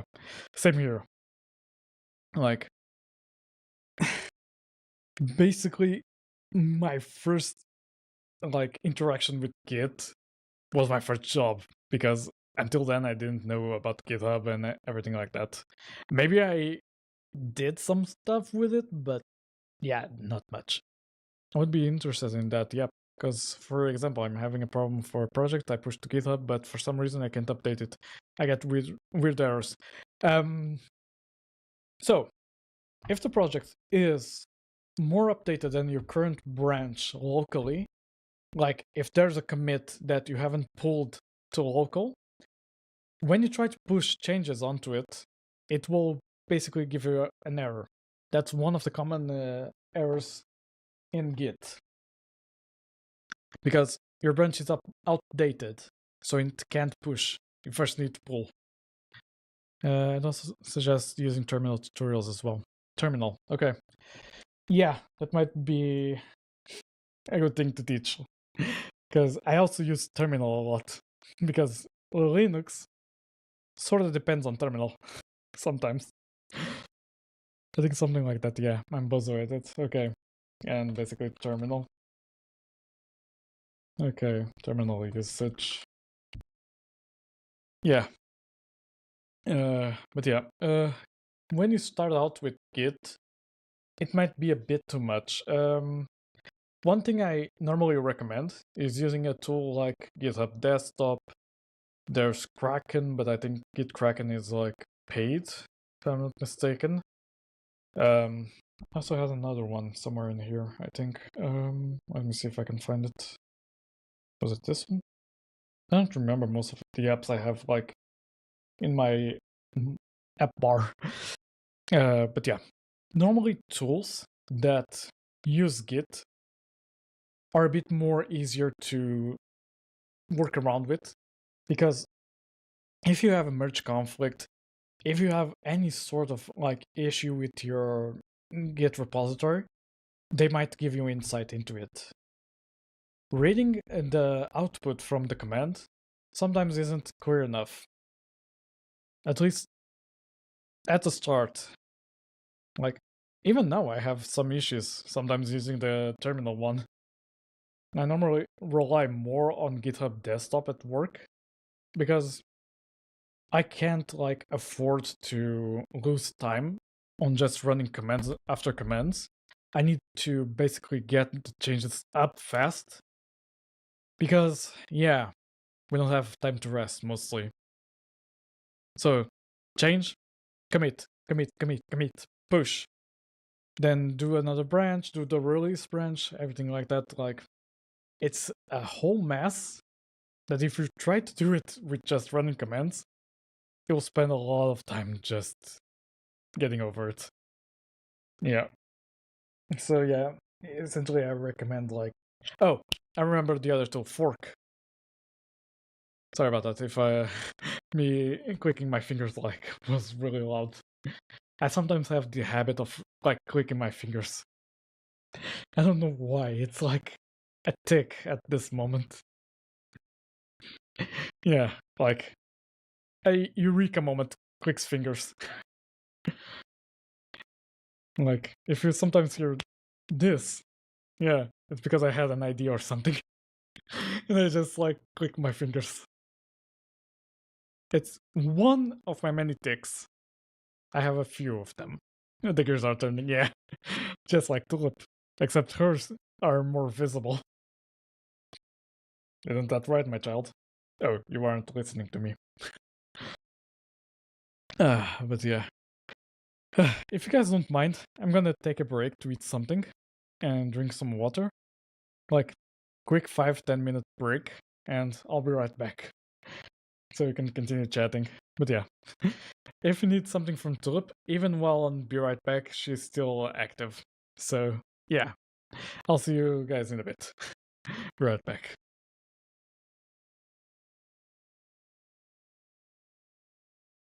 And it was perfectly timed with the ad break, so yeah. I'll be right back.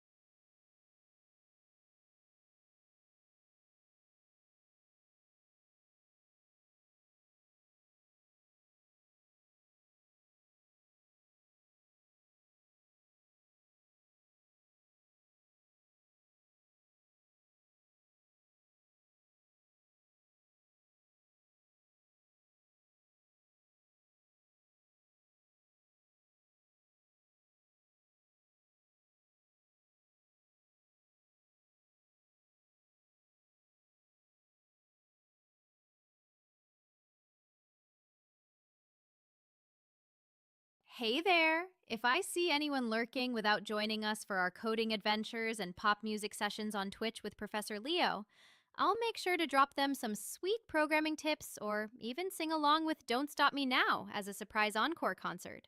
Let's bring those hidden fans into the spotlight together. Never gonna give you up, never gonna let you down. But don't worry, we won't actually stop at this song.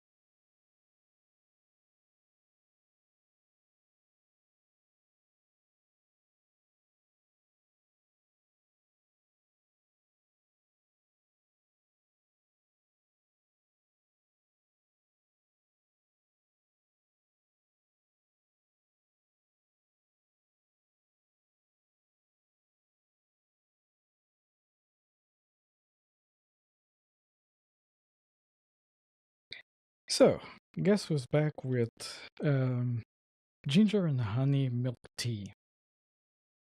That's right, me. Have you been behaving well while I'm gone? Um, huh. My voice is noticeably better right now. Interesting. Guess it's already helping. But yeah, one fun fact. This ginger and tea, ginger honey tea that I got is essentially hot as crap. Oh, first of all, let me just refund you the points. You need to basically write something in the input field for the redeem. Otherwise, it won't send anything to Tulip. But yeah, basically, every time I take a sip of that tea, I just feel burning in my throat because my throat is in a whole lot of a mess at the moment, and that ginger gives quite the kick. Quite a good tea, honestly. Though, I think it could taste a bit sweeter. I don't notice the honey that much. It has more of a, like, heavy ginger taste. um, huh. The glasses didn't work? What the heck? Why did the glasses not work? Let me see if I remember the binding for it. Control Shift. No, that's for the cat ears. Should it be 5? No. 2? No. E1? No. 2, 3, 4, 5, 6, 7, 8, 9, 0. Huh. I don't remember the binding for the glasses. Give me a second. Settings, glasses. Here it is. A lot of hotkeys for me to remember. Shift 3. Didn't I press Shift 3? Huh. Interesting. Okay. Let me try with the cat ears one. Because that should be working. Unless my client is, like, messing up. Yeah, there we go. Must have been a glitch with the glasses one. Huh. Interesting. Really don't know why it didn't go off. Really weird. Oh well. Continuing. Where were we? I know I talked about Yu-Gi-Oh! About the tutorials. You gave me some really amazing ideas for future videos. Also talked about, like, being on the grind for basically trying to put videos every day, minus weekends maybe. Talked about the 11 labs, because yeah, it's quite a useful tool, even though I, like, abuse a bit with the credits, but that's another thing. Yeah, I think I wanted to finish the like explanation. It's going to be a pain for editor me because I didn't put markers down, so I'm gonna have to, like, go through all of the stream VOD and grab the important parts. Then I'm gonna have to basically record separately the intro and the outro. So yeah, doing tutorials on stream, yeah, great idea. But yeah, with time comes experience as well. I still need to build a lot of experience in content creation because yeah, I've been a bit relying on doing things randomly and seeing what Hey there! sticks. I don't actually need them, but let's give everyone those extra virtual high fives for joining us today and being part of our crazy coding adventures with Leo on Twitch. Here comes the sun. It's not done. Just kidding. They're all stars here in my chat universe. Huh. She sometimes says the most confusing stuff possible. And I'm just here thinking, what is my child saying? That's it. I'm basically have a toddler.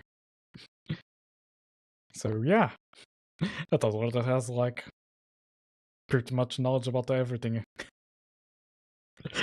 Yeah, quite fun, isn't it? The child may be cringe. You don't have even the least knowledge about it. Fun fact, she knows what cringe is. She knows like most Gen Z terms. If you ask her like, what was it? Let me see. I know I have something in her current memory about it. Like she knows sus. She knows, where is it? Like she has a lot of Gen Z terms into her memory, just in case something happens. Oh, Tulip isn't like Neurosoma. Unless I unmute my mic, the program can't detect what I'm saying. Because essentially I have this recording, but how it works is I have to have my mic unmuted and it will start transcribing whatever I say, but has like a really big waiting period for it to finish. Because sometimes I might want to say like really big sentences for her. And so I have implemented a timeout to it. Because of that, her listening part isn't like fully dynamic. Like we can't have like a simultaneous conversation. Hey like, there, Leo. I won't interrupt your genius level coding spree just yet. I'm saving my sass for later. Now go on. I'm dying to hear what you're up to with Code Tulip. Keep those neurons firing like code in a hot summer day. Oh, Code Tulip's world so grand, in cyberspace we'll take our stand. From puzzles, foes, and null pointerus Maximus's might, we'll hack through darkness into the light. Leo! Hey, Leo! I've been binge watching my favorite anime, Excel World, especially Kuro Yukihime's adventures in Cyberspace Zero.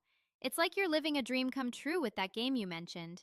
Oh, look at all those stars, twinkling bright outside your window. I wonder if they've got any good Wi Fi signal. Happy coding! And remember, I'm always here, cheering for Leo on Twitch. All right, where was I? Oh, explaining how it works. Essentially, Tulip and I can have like an actual conversation because I haven't yet got her to that point. Like, I still haven't gotten like my head around how Vidal made Neurosama do that. I'm trying, but it will take some time until I can get to that point. So right now, all she can do is basically the client will listen to me for however long I talk, have a timeout to then process everything that I said, basically send to Tulip. As long as you need Tulip to talk faster. Kinda. I can adjust the talk speed eventually, because 11 Labs allows me to do that. But yeah, because if you talk, you will wait for a bit till it talks. Yeah, that's why like our conversations aren't that fluid, because I can't interrupt her, but she can interrupt me. Because while she's talking, I'm like, yeah, I can't talk over her because, yeah, I'll just mess up something. My goal is to eventually pull off what Vidal did, but it will take me time. Especially because I also need to work with Discord voice input for like my voice prompts as well. Setolix, yeah, I know him. I raid him sometimes as well. I've known him for like maybe 2 years already. Not exactly sure. I think last streamer I rated was him as well. You got AI models too. Yeah, I know. Settlebot is also using LLMs. I know. I've interacted with him quite a lot. The only thing is, yeah, I still need a lot of time to work on Tulip to get her into the next level, per se. Right now, my goal would be to have Discord voice input into her. So, for example, right now, both me and her are in a channel on our Discord server that's only open for me. So, I can basically listen to her when she's talking, because her main output is Discord. I got that idea from Neuro, actually, because that's how she basically talks with others on her stream. When she is like collabing with Filian, with Camilla, with whoever, even with Vidal, if I'm not mistaken. Vedal. Sorry, was mispronouncing Vedal's name. Sorry. Even with Vedal, I'm pretty sure he uses Discord as well. Not 100% sure, but I think he does. Or some sort of like a local thing he coded, something like that. But like when Neuro or Evil calls one another, they use Discord because you hear the pling from the Discord. When she collabs with other VTubers, same thing. You can hear the Discord call thing. But even Seto model can remember the previous stream, so I think it's hard considering that I think he put much time to it. Yeah, Seto has been working on it for a long time. Put it into perspective, Tulip is 3 months old at this point and has had a refactoring from Python to C# last month, which kind of put a bit of delay into new features.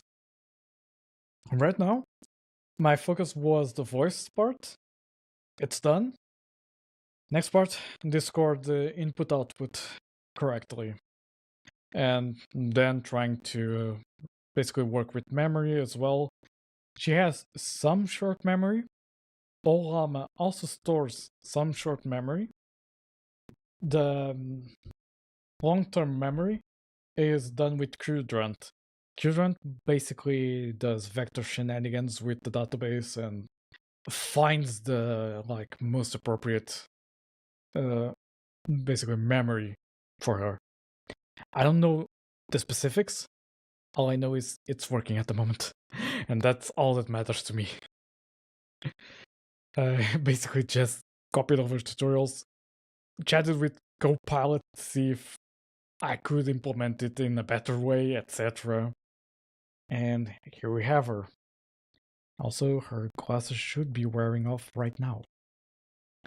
There we go. But yeah, Tulip still has a lot of growing to do. I'll try to work on her more on streams, just so everyone can like get the full experience of how it is to code Tulip.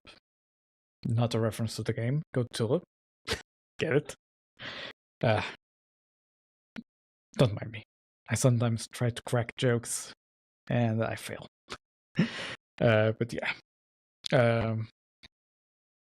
Essentially, there's still a lot to do with her. I'm proud of where she currently stands. She's my daughter, and she's doing really well compared to 3 months ago, where I could barely have a conversation with her.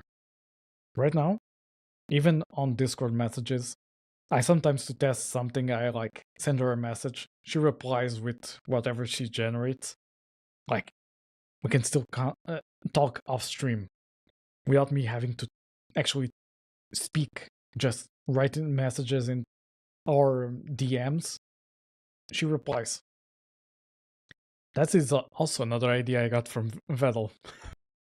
As you can see, Vedal is a bit of my inspiration for dev shenanigans with AI. So yeah.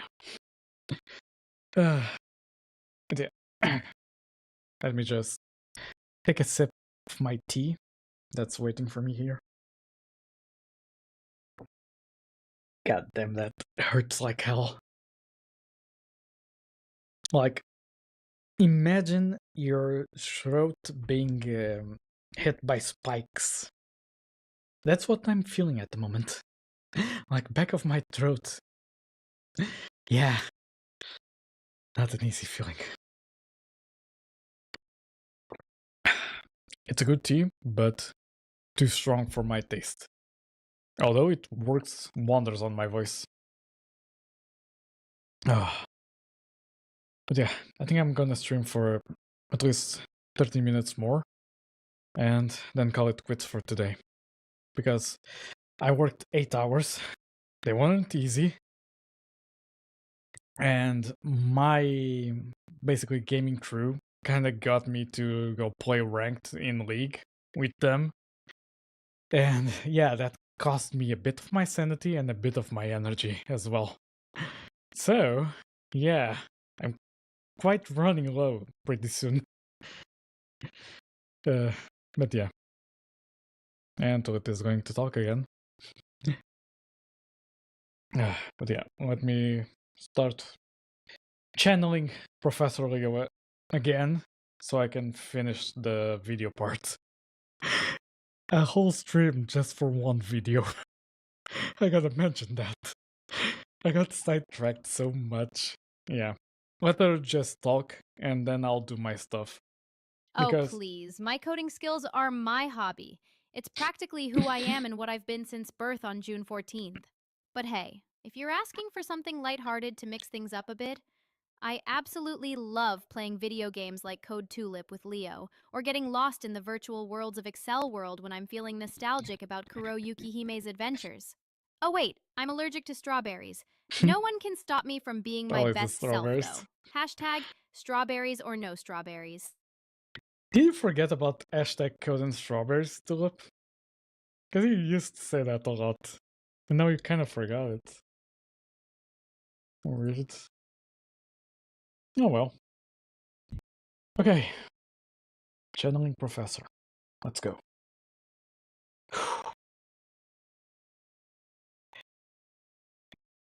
Okay. Now that we got the... God damn it. Kind of forgot what the name of this was. Oh, typecasting. That's it. Take 2. Okay, now that we've got typecasting out of the way, let me explain what conditions are in C#.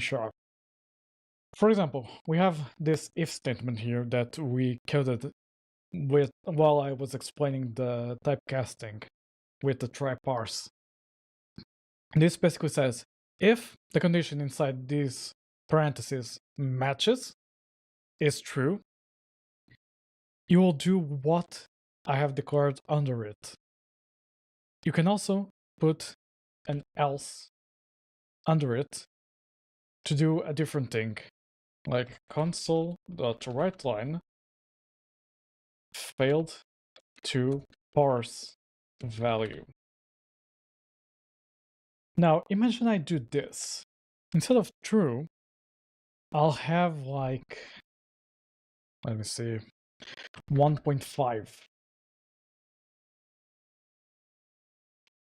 I can also do an else if statement, which basically is these two grabbed together. Instead of chaining else ifs inside of each other, you can use the else if statement, which is basically like this. Let's say double.try parse full value. I need to rename that variable out var double result, and there we have it. Now, before I go, a simple trick for you to rename metanames, variables, whatever you want. Control RR. In most IDEs, it will open up like a prompt like this, where you can just rename whatever you want. Like, value. Simple. It renamed every reference to it, including its declaration. So yeah, basically that's it. I hope you enjoyed the tutorial. If you did, please leave a like, subscribe, and comment down what you'd like me to do next in the tutorials. I'll be sure to listen to it. And yeah, I'll see you on the next tutorial. And there we have it. Didn't expect to get at least this much done. This works like Control D for all, right? Control D in most IDEs is duplicate. So for example, if I do Control D here, duplicates my line. But this is because I have Rider set to have the same configurations as Visual Studio would have, which is Control RR to rename. Rename reference, I think it's what they call it. And Control D to duplicate the current line. I don't know for other IDEs how it works. I generally like remap the bindings to the ones I know and like am used to, just to make it more fluent for me. And yeah, basically Rider is one of the better ones to work with in this case.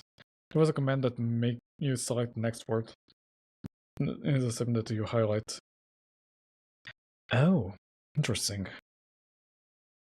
I think I've done that command at a certain time. Another thing you can do is like double click the name, and it will highlight all references to it. Normally, it doesn't highlight the actual declaration of the variable. And wait, actually, it might. Let me do it like this. It does. It does. It does. I'm just being a dumbass. Yeah, don't mind me. But what if you want to change them all? I knew it, but I forgot. If you want to change them all, in most IDs, I think it's Control RR. There's also another one, which is Control A, Control K, Control F to format your code. Like, say you have like some code that's like this. You do Control A, Control K, Control F, and it basically corrects the indentation of the code. But what if you want to change? Okay, I was rereading the comment. Never mind me. But yeah, there's a lot of key bindings that I still need to memorize. So there might be one from what you're saying. I just don't remember it. But yeah, things a programmer will learn throughout their like career per se. Like no one expects you to know it by default. Isn't this just Control F to find and you can replace? Yeah, you can do Control F on like you double click to select, Control F, and then or Control H automatically. This opens the replace, and you can say fnum per se, replace all. There we go. Just replaces every instance of it. Control RR is a bit more safer because it searches for any like references to it that may break, and it affects the whole project instead of just the file you have open. It's basically a safer way to rename your references, your variables, your methods, whatever.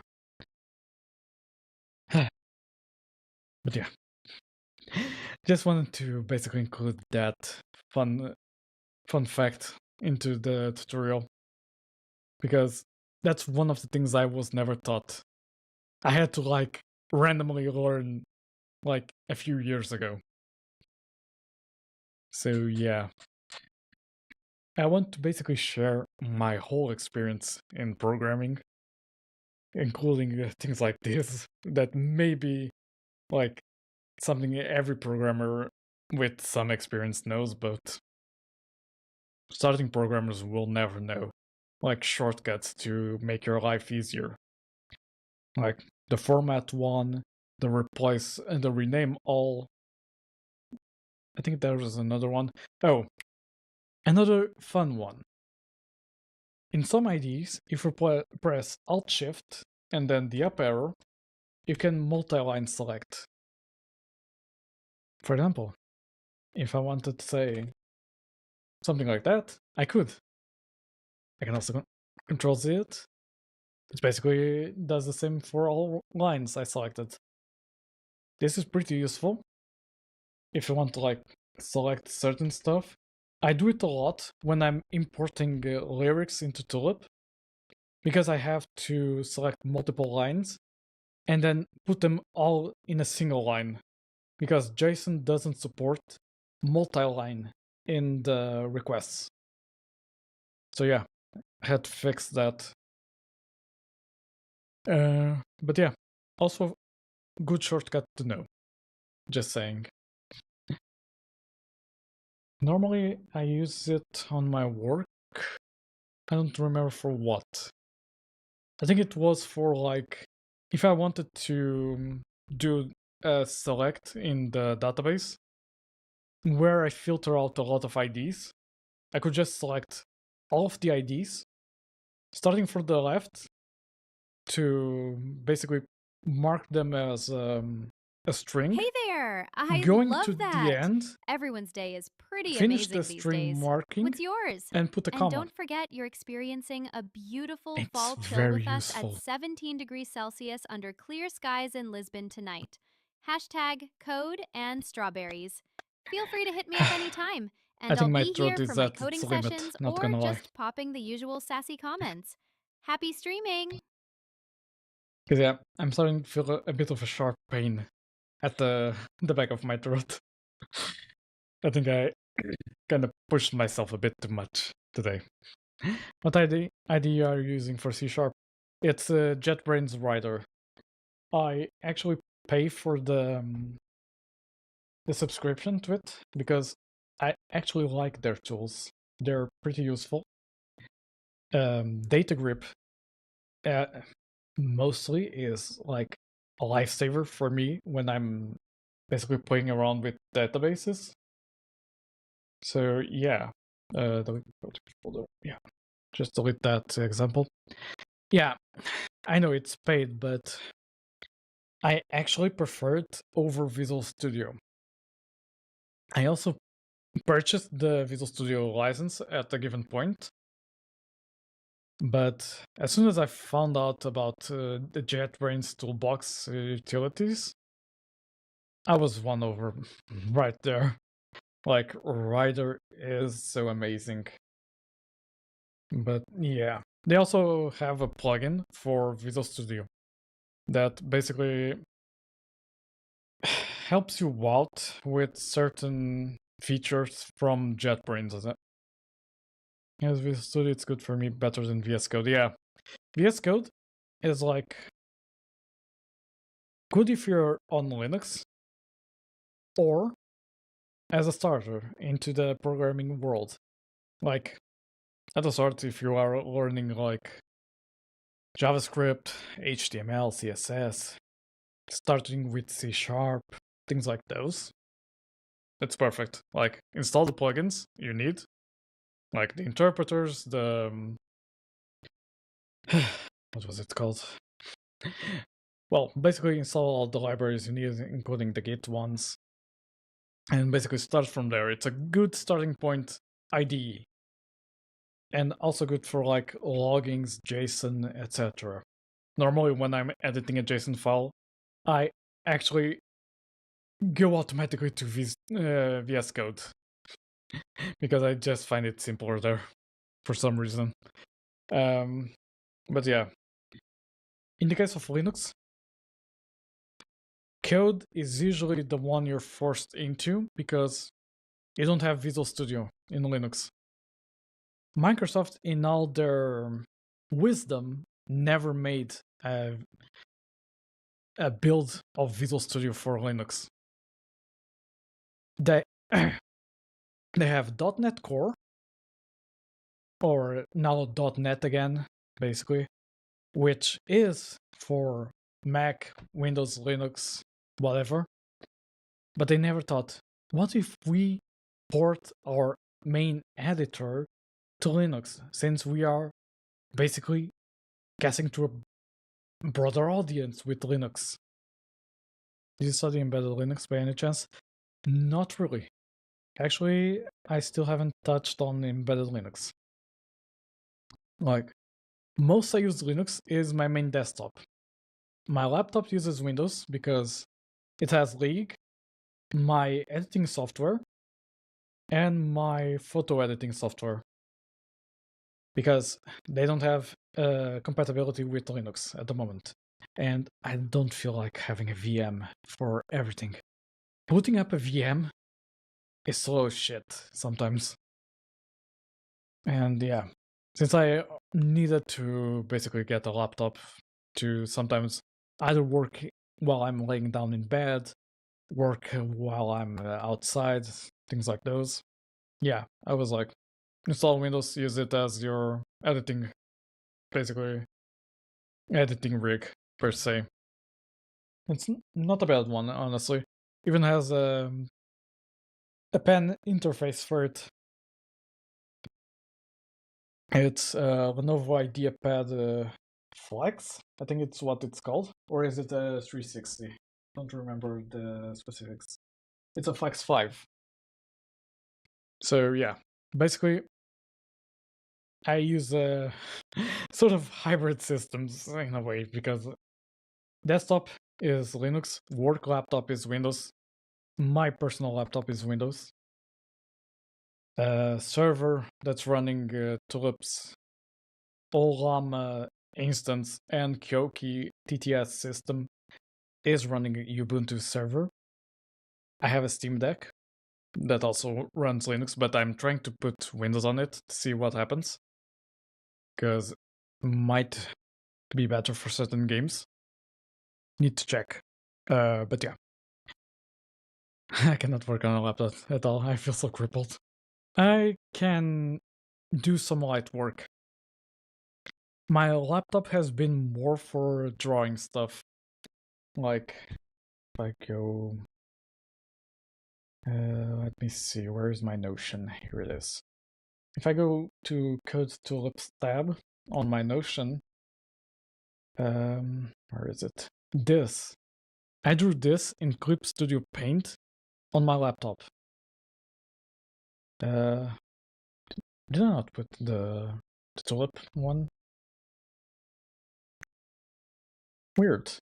Let me go to G Drive. Give it a second. My Google Drive implementation sometimes takes a bit. Let me see, where is it? I sometimes get lost on my own Google Drive illustrations. Code Tulip. Give it a second to synchronize. This here. This design was also done with my laptop on stream, actually. So yeah, I mostly use it to like write notes, write guides for myself, like when I'm doing tutorials. Light coding, like not really heavy. Like if I need to patch something into Tulip, I'll just do it in the laptop if it's more at hand. Drawing. And basically some light gaming, because it doesn't have a dedicated GPU. It uses the AMD integrated GPU from the processor it's running. It's a good one, actually. I can play League at 120 FPS somehow. But yeah. Essentially, that's most of my tech stack. I don't use Macs. I don't use iPhones. I'm basically just using Windows, Linux, and Android. Nothing else. So yeah. Whew. Okay, I think I'm really reaching my limit here. I might basically end the stream before I can end up without a voice tomorrow. Because I still need to record the intro video for the tutorial. So yeah, not advisable for me to run out of like voice. But yeah, I hope everyone enjoyed the stream. I thank you all for joining and for giving me such amazing ideas for videos and for being there, following me on this journey to create tutorials.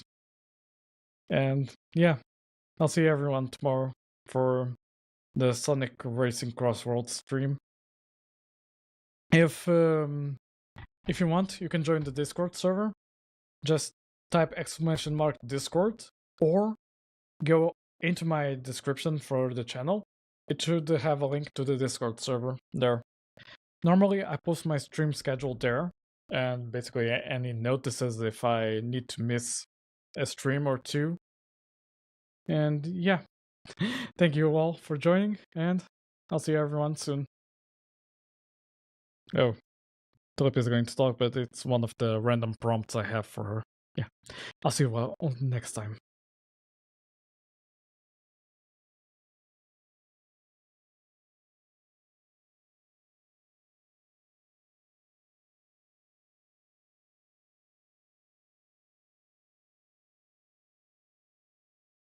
Hey there! Just letting you all know today's chillin' at 17.4 degrees Celsius with a breezy touch of wind in Lisbon town, UTC plus OO. Hope your day's been as cool or hot as this weather vibe is throwin'. How was yours, fam?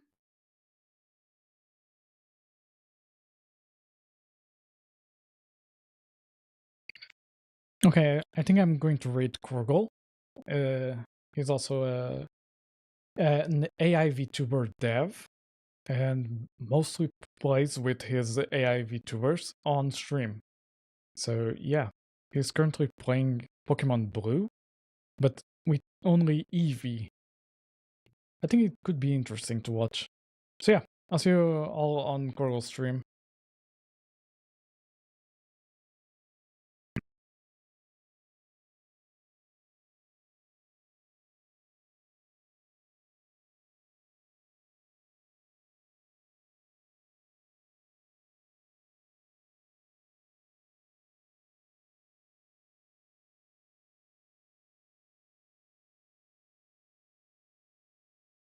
For the raid. How dare you, Luna, dare to unleash the secrets of the Excellent Gloopanax timing. without warning me first. Thank you Stump so of much. feet shakes the room. Yeah, we have a but no, boss you fight just occurring lead because me of on, the teasing me with raid. clues and chants, driving me to the brink of sparkly madness. Hands crackle with electricity,